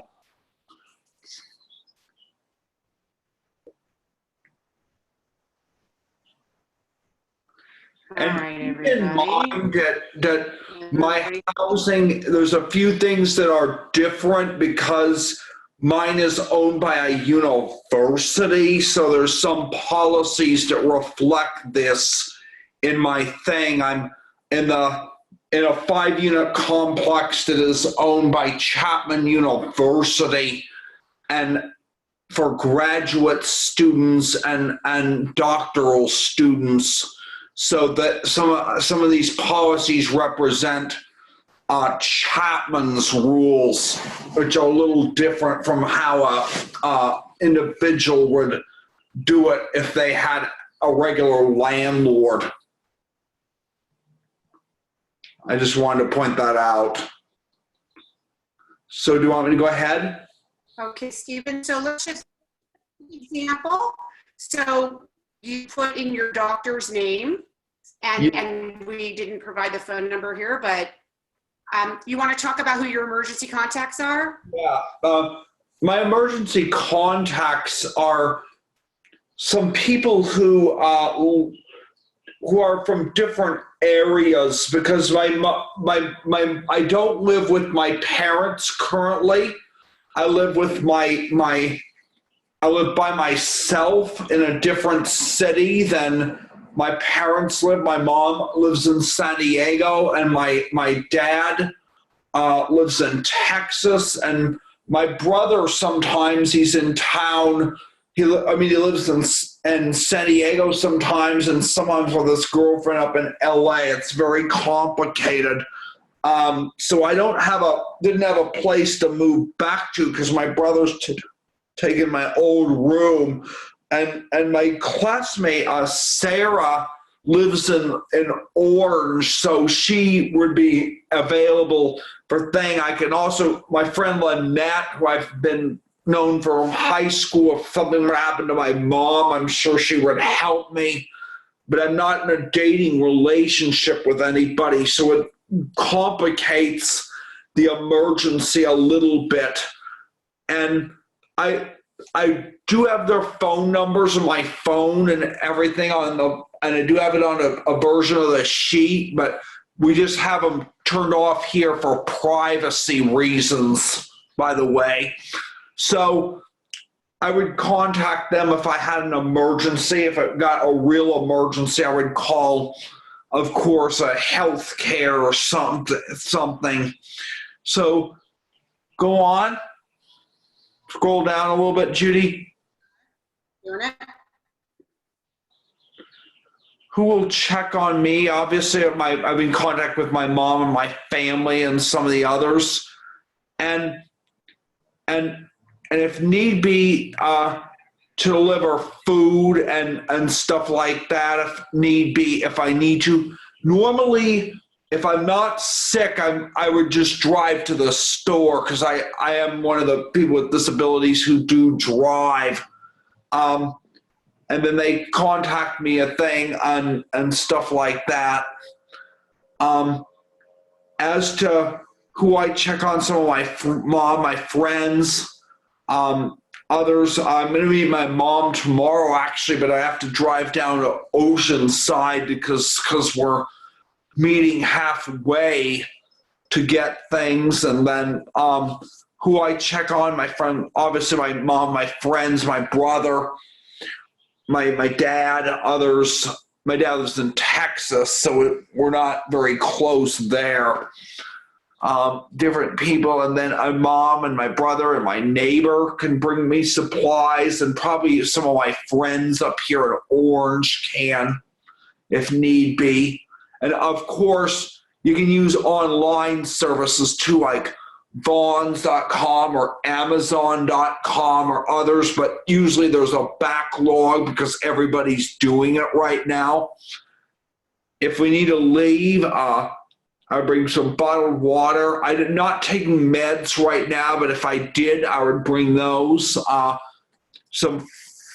Some food. Yes, I would bring some non-perishable food. You should mark that. It may not be nuts and snack mix. It might be some other things as well. Obviously, chargers, a change of sturdy clothes. I do my own laundry currently. And then obviously my ID, my insurance, passport, some soap. Usually I have some of those things. I just have to get them out of my bathroom. They're not in a bag right now, but I would just get them out of my bathroom. And so forth, because I'm very comfortable packing because I'm an international speaker and so forth. So I do that quite a bit normally, not during these times, but heck, if someone asked me to present, I might still do it, just take the risk. But go on. That's the end. That is the end of it. Yep, but it's important for people to be prepared, especially people who live alone and people who live on their own. And think about, the thing I want you to share about is people who don't live with parents and don't live in a group home need a plan as well. And that may mean that people like living in their own apartments who don't rely on supported living services, like I don't myself. I actually do clean and cook and all that stuff by myself and drive. So I would be more vulnerable living alone if I were to get this virus, because again, even to do my laundry, I would have to walk down to past my neighbors' apartments down to the community laundry room and getting food. If all else fails, I would go to a store by myself, but I would try to avoid that if I could. Yeah, we talked about this last night, and I wanted everyone to hear Stephen's perspective, because there's a lot of people that are served through our regional centers who live either completely independently like Stephen or semi-independently, and we can't forget about those folks because they may not have the right circle of support to help them. They may not have a family member. Some of them may be older and their family members may have passed away. And so it is, if there are regional center staff on this call, if there are service providers on this call, it is critical that you check in with every single one of your clients to make sure that they are not falling through the cracks. I'm particularly concerned about these adults who live pretty independent lives, but are not being cared for. And the same thing is true if they're in a city that is different from where their parents are living. Like, for example, I live in Orange, California now. My mom lives in San Diego. My brother is in San Diego in LA, and my dad lives in Texas. My parents have been divorced since I was 11. And I'm now 41, probably coming up to 42 in June. So the purpose is to understand that you can't always rely on your parents. Plus, they're more vulnerable, usually if they're over 65, to get the coronavirus. If they get the coronavirus, they're more likely to have a serious case of reaction or death from it. So what we have to do here is to understand that there are people with disabilities that are living independently. Not everybody lives in a group home or things. I know some that own their own homes. I know some that rent. I know some that live alone. Some that have married. Some that have even have their own children. So we need to be prepared for situations where people are living independently. We need to be prepared for providing the supports on a supplementary basis if someone gets sick who lives alone or doesn't have another household member who can help them, and to understand that if they're living in another city, the situation might not be simply call the parents, especially if the drive could be several hours away. So that's what we need to understand here, is how to support those who are much more independent, or those whose parents have passed away or not in a position to provide the support. And Stephen, I'm going to just interrupt only because we have to get off in a few minutes, and I don't know if Clarissa Kripke, who told me she must get off promptly at 1. I have one question that has people, and then I'm going to come back to you, Stephen. But Clarissa, if you could answer, people are very concerned about what they're hearing about what's happening in hospitals right now for people who become hospitalized with coronavirus, that they are alone, that particularly in the intensive care unit, they're not allowed to have visitors. And obviously for someone who's non-speaking or someone who relies on their family, have you heard this happening? Have you heard that hospitals are providing any flexibility to allow a family member to be with a person with a disability? This is a really challenging problem that there isn't a perfect solution to. I think most hospitals are allowing some case-by-case discussion and decision-making, but it emphasizes the critical importance of doing really good infection control and staying at home, because if you get sick, the hospital I cannot tell you at this point that going to a hospital is going to be a safe or comfortable experience. And even in my own practice, we're having conversations with clients and families about whether the risk of going to a hospital outweighs the benefits, depending on what's going on with the client, and can we do any hospital at home kinds of activities or things that we normally wouldn't do in the home. Normally we would transfer to a higher level of care to avoid having to go to a hospital. So the first thing is do everything humanly possible not to get exposed to this virus so that you don't get into that situation. But if it does happen, then I think there is some individual decision making, but be aware that if you go into a hospital as a supporter, you could be exposed to the virus in the hospital, that the hospital may not have sufficient protective gear for their own staff, much less for you, that you could become a vector within the hospital, like if you are in the room and go down to the dining hall, or that you could spread virus throughout the hospital, which is part of why they don't want supporters there. There's really good reasons why they don't want supporters there, because it could be life-threatening for you, for other people, and for the hospital staff to have people who don't need to be there. And you can spread it to your home and family outside of the hospital. So these are difficult decisions that I hope as few of us as possible need to make about what the right thing to do is, and it's going to be different for every situation.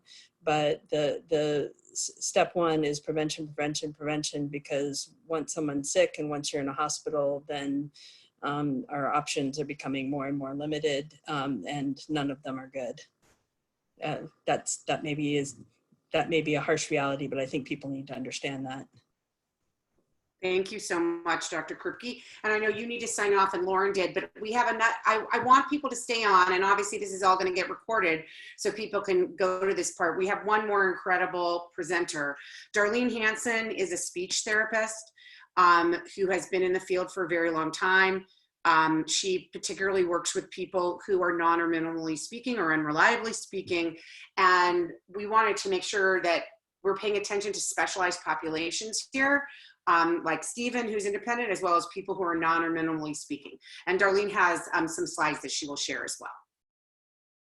I am going to put this on, let's see, play from start. Okay, got that one. All right. Okay, so I wanted to talk a little bit about thinking about the individuals who are non-speaking or who are limited speaking or who use augmentative communication or however, we'll talk about that a second here, but that's my point. My first thing that I want to share and kind of put out there to remind us, because we're all in kind of catastrophe mode, is that you have to presume competence. So if your individual, even if that person's a non-speaking person, and we all forget that how big this concept goes, is sitting in their room and the news is on, or you're talking about your worry for the day, or we're all in a self-contained space all the time now. They're hearing about COVID-19. And especially if they're watching the news, they're hearing the news version of words to be used. And I'm not saying to take the news lightly, but it sounds scary. And so if you don't get to talk about that and yet you understand it, which I'm going to presume competence, so I'm going to assume the person understands something that's going on in the story, then it's even scarier. So I want people to remember to engage with your individuals who are sitting in the room all the time with you, and remind, if you're worried about what the new report was that came out tonight, then they're hearing it, they might be worried about it too. So let's talk about some ways to engage your persons in that conversation. Even if you're not sure if the person understands all the fine-tuned medical details, the jargons that have been throwing around, I don't know that I do either. We're all understanding the feelings, we're all understanding the stress, and we're all understanding the complication of it. So let's have some conversations about it. So how do we do that? I'm putting in the PowerPoint, and you can write this down, or it will be on the website. Some of the websites that are producing social stories and communication boards. Ones that I like would be practicalaac.com. They're awesome. I would follow them if I were you, just in general. Assistiveware.com is doing a great job putting things out there to people. You can find things on teacherspayteachers.com that people are putting out there, and some of them are free. It's just the website's called teacherspayteachers.com. Pinterest, you can even look on Pinterest for some ideas. And of course, Facebook, lots of people are sharing lots of things, communication boards wise. So I'm sorry, I'm gonna go kind of fast because I know we're short on time and I wanna be respectful of that too. But what are you gonna say to the person? I've put another couple of links here. The Green Mountain Self-Advocates have a plain language booklet that can help you walk through the information. But in general, I just figure, and this is how I approach individuals, is if I'm thinking about it, they might be thinking about it.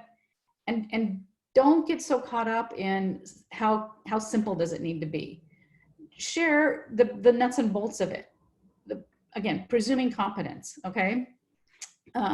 So say what needs to be said. Say, oh, it looks like, you know, when we switched over to having to stay in our house, it looks like now we have to stay in our house because they're worried about us contacting each other. It's not that the air's flying, things are flying around in the air outside in the yard. It's about being in personal contact. If you don't share that part, the person hears I have to stay inside because it's scary out there. They're gonna think, they might think the air is the scary part. And really we know the touch part. So you have to be sure to cover all those bases. News to You is also a scenario, a group that is providing some information. So here's some examples of things that are being put out there. This one is just the hand washing that we probably have in our homes already if we're working with people who don't have speech, but we just kind of always end up having those around. But here's one that you can use to just outline. I'm not saying this is the only thing that's out there. I'm just providing you with an example of all the things that I'm really encouraging you to go to the websites. People are posting things on a daily basis. And then also make your own if you need to. This could be about feeding just as easily, okay? How will you guys respond? Okay, so as a family or direct care provider, you know how the person communicates, all right? So many times as a speech and language person, I hear people saying, well, I know what he knows. I know what he thinks. I know what he needs. You do know. So since you know that, you know how to communicate about this with him, okay? So remind yourself of that. Don't say, oh, I don't know how to say that to him. You do know. It's the same way you always talk to the person. Some people are so involved and limited in their communication that we know because of the way their body moves or tenses up. If you know what the person looks like when they're in a yes moment, then use that, okay? But have the conversation. So we have the nonverbal communications, you have the low-tech systems. Again, it does not have to be, you don't have to say, oh, I don't have Boardmaker in my home. Just draw little pictures yourself if you have to. Google them and print them out. Make it the way your person understands it. If you can only understand 4 on a board, then just put 4 pictures on a board. But be sure to be complete about what you're saying, because you don't want to only talk about the positive side, because worries aren't positive. If I'm worried about something, I want to be able to say, that's scary to me, or I have a question, or, but what are you going to do? Those kinds of things that you would say, they're probably thinking to say as well. So use whatever system they have. This one website called patientprovidercommunication.org has a really good supply of information that you can use. So I do encourage you to go there. Again, I'm going to flip from this, but it'll be on the PowerPoints that will be downloaded. So here's an example of something that I snagged from them. This is a communication board. Again, to me, I look at it and right away I think, oh, can my person handle all those pictures on a page? So you customize it. But these are the things that you want to say. You don't want to just say, I feel sick or I hurt. Hold my hand, it's itchy. Things that I want to do, I want to listen to music, I want to be entertained, I need medicine, swabbing my mouth. And then put some feelings in there too. Again, positive and negative. This is not a time to say, I don't want to talk about the hard stuff, because they're hearing it. And if you don't get to talk about it with them, they're worrying, okay? So check in with the communication about the communicator about their own health. I just realized I'm not talking slowly for the Spanish translator. I'm so sorry. So talk to the person about their health, talk to the person about their thoughts, and talk to them about what they understand of the virus, okay? Include your communicators in the conversation. If someone in the home becomes ill, you need to explain what's happening and why things are different. Okay, remember that on the news, we are hearing worst case scenarios, all right? So explain it in terms of comparing and contrasting. Remember that if I see that, and I hear that in my head, I hear everyone who has COVID-19 goes to the hospital and is on the ventilator, and you're now saying dad needs to go be in his room by himself because he's showing signs of the virus, that's very different, okay? So you need to show a little bit about the comparison and the contrasting for them so that they understand we're not talking about that right now. We're just talking about the fact that the important thing right now is that dad stays in the room by himself, okay? And provide opportunities for the communicator to respond. So use their communication systems, all right? Again, people are thinking things and we need to engage with them on that. If your loved one is the person that needs to go to the hospital, talk about it with them. Again, remember they're listening and they're understanding. If the doctors are talking around them, the nurses are talking around them, they're taking that information in, okay?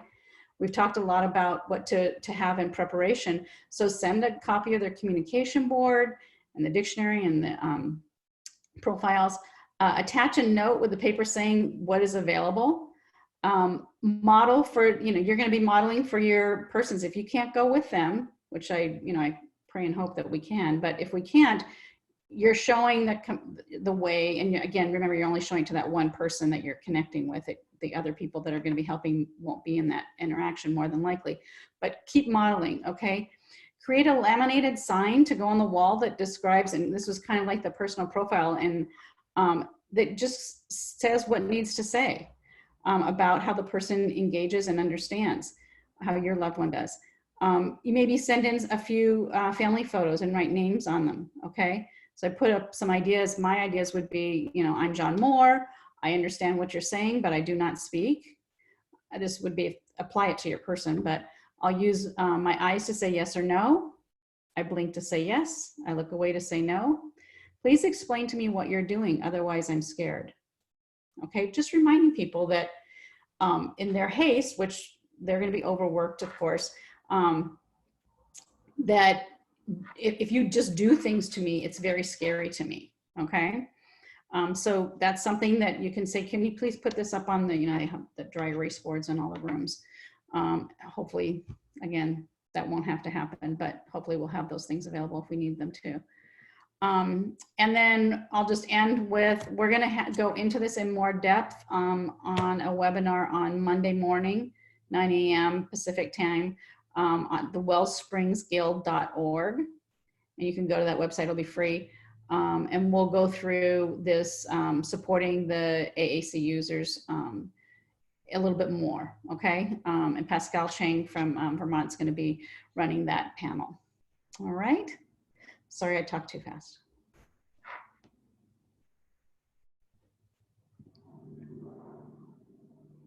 Great, Darlene, that was fantastic, and point will be available on our website. We will all email the link to it for everyone. I have a quick question for you, Darlene, and I think Lori can try to answer as well. Stephen's been asking me these same questions, and so is my son. When is this going to be over? Of course, all of us are asking that question, when is this going to be over? But obviously, we don't have an answer. Right. And that's, yeah, we've been talking about that as well, because there's individuals who really live by their schedule, right? And so, and we're not used to not being able to put something on the schedule. Even if you put it like, its next birthday is next year, it's still on the schedule. So I think we can create social stories about the fact that this is not one of those things, and again, when you're writing a social story on this kind of a topic, think about your person and how they need to hear it. But you want to include that sometimes people can put dates, items on their calendar, and it will be scheduled. And then sometimes we can't. And this is in the I can't file or section. So however you need to word that, and then you always end a social story with, and so we can, check in with each other on a daily basis, or whatever you need to end it with, but it has to end with what's going to be the thing that you can do. You can always check with mom or dad about whether or not I can go outside today, or whether or not I can go back to day program today in the morning. Maybe you make some new rule up. It's just going to be a tough one, because it is a way of life for so many people to have that schedule. Yeah, exactly. Laura, do you have any other advice? Yeah, so we are also using calendars quite emphatically right now. We've added things that would have been typical, especially if they've increased the frequency. So things like calling mom and dad, maybe that used to happen on Wednesday, but now it's happening every day. So we've got most of our guys hooked up with a Skype or Zoom or FaceTime or something so they can get that visual. It's making their parents comfortable also, but we're putting things on the calendar. And then as far as the specific, when will this end? What we've got on most of the calendars is something about, we'll talk about this again on August 20th, on April 20th, maybe August, but on April 20th. So there's something on the calendar that says, we know that this is going to go through April 19th. And on April 20th, we'll have another answer. So add things to their calendar that we know they can look forward to. If things got canceled, Disneyland closed, everything closed, we throw it on a date really far away. We're saying, in November, we will do whatever that was. And then we can move it back closer to the date when we come to it. But really put as much as you can on the calendar of what we can do right now. And what are we looking forward to? And then on April 20th, we'll have a discussion based on what, we're being told by the government as far as when we can do X, Y, or Z again. Mm-hmm. And just as a parent, I want to give a little advice of what in our own home is that son really needs an answer. Same techniques that Darlene and Lori gave, but we're also telling him that everything's going to be okay. We were telling him that repeatedly over the course of every day, that, us get sick, it's going to be okay. Insurance right now. His whole life has been turned upside down, and we need to give him that assurance. just as we need to presume competence that people are understanding what we're saying, they also are incredibly intuitive and can feel our stress. And so if we as parents are incredibly stressed out about this, they're going to feel that. That may increase the. And so I think it's really important that we as parents use self-care. There is a whole section coronavirus website about self-care. I know that in our family, we have been ensuring that we are exercising. Every one of us in our family are exercising every single day.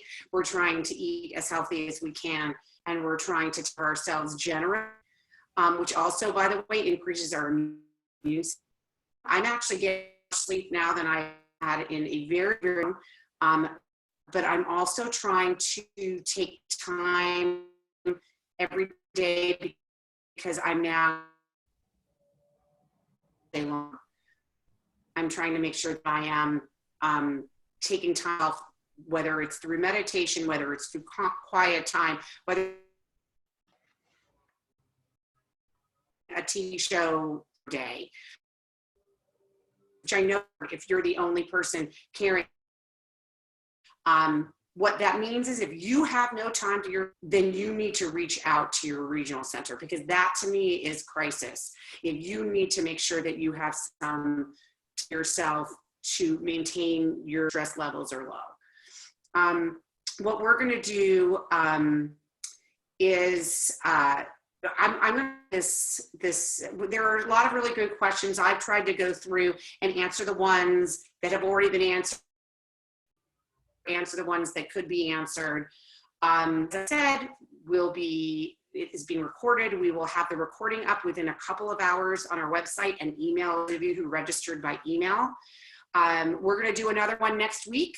We think that it's probably going to be about preventing isolation for individuals and families, some mental health suggestions, and we will continue to try to answer your general questions, like you're not getting your regional to respond, or you're not getting, or your school. We're primarily on education, that education groups are actually doing these kinds of webinars, but I do want webinars regularly. We may get to a point where we bring in education experts to talk about what's happening, because it is unclear whether any school will reconvene before the end. So we're in this for the long. We're all in this for the long haul. Are there any final words from any of our panelists before we I'd like to respond to the education, the thing that you suggested? I have good contact info for Kristen Wright, and maybe we could bring her in on one of the webinars about the one that we're dealing with, people dealing with education, or maybe where distance learning does not meet someone's IEP or things like that. She's the state superintendent of education. We are friends on Facebook, so I could probably contact her and see if she'd like to be in one of those. That's a great idea. So we will pursue that. And any other, Darlene, Lori, Amy, do you have any final words? I just wanted to add that you talked about, Judy, real quick, and that is that just like I was talking about, talking about the coronavirus or COVID, COVID-19 with the individual. Yeah, talk about the plan you have too, because again, that's another worry. So you can say, you know what, if mom or dad are sick, then sister's taking care of you. However, whatever your plan is, share that plan too. Helps alleviate stress for the individual.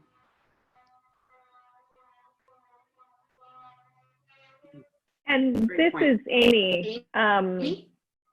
Yes, this is Amy. I just really wanted to thank all of the panelists for your fantastic perspectives, and Judy and your team for bringing people together to help answer people's questions and help to alleviate some of the very real concerns that are out there. So thank you.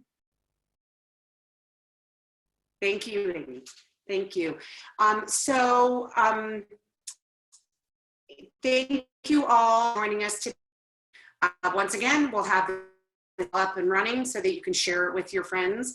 And we will let you know when our next webinar is going to be. And if you have ideas for text, or if you have something you think is good to put up on our resource website, please email us.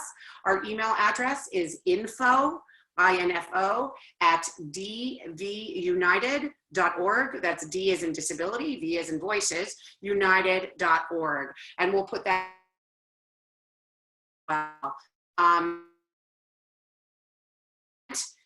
this from happening in your family so that we don't have to use any of these emergency plans. So stay in your home as much as possible and stay safe.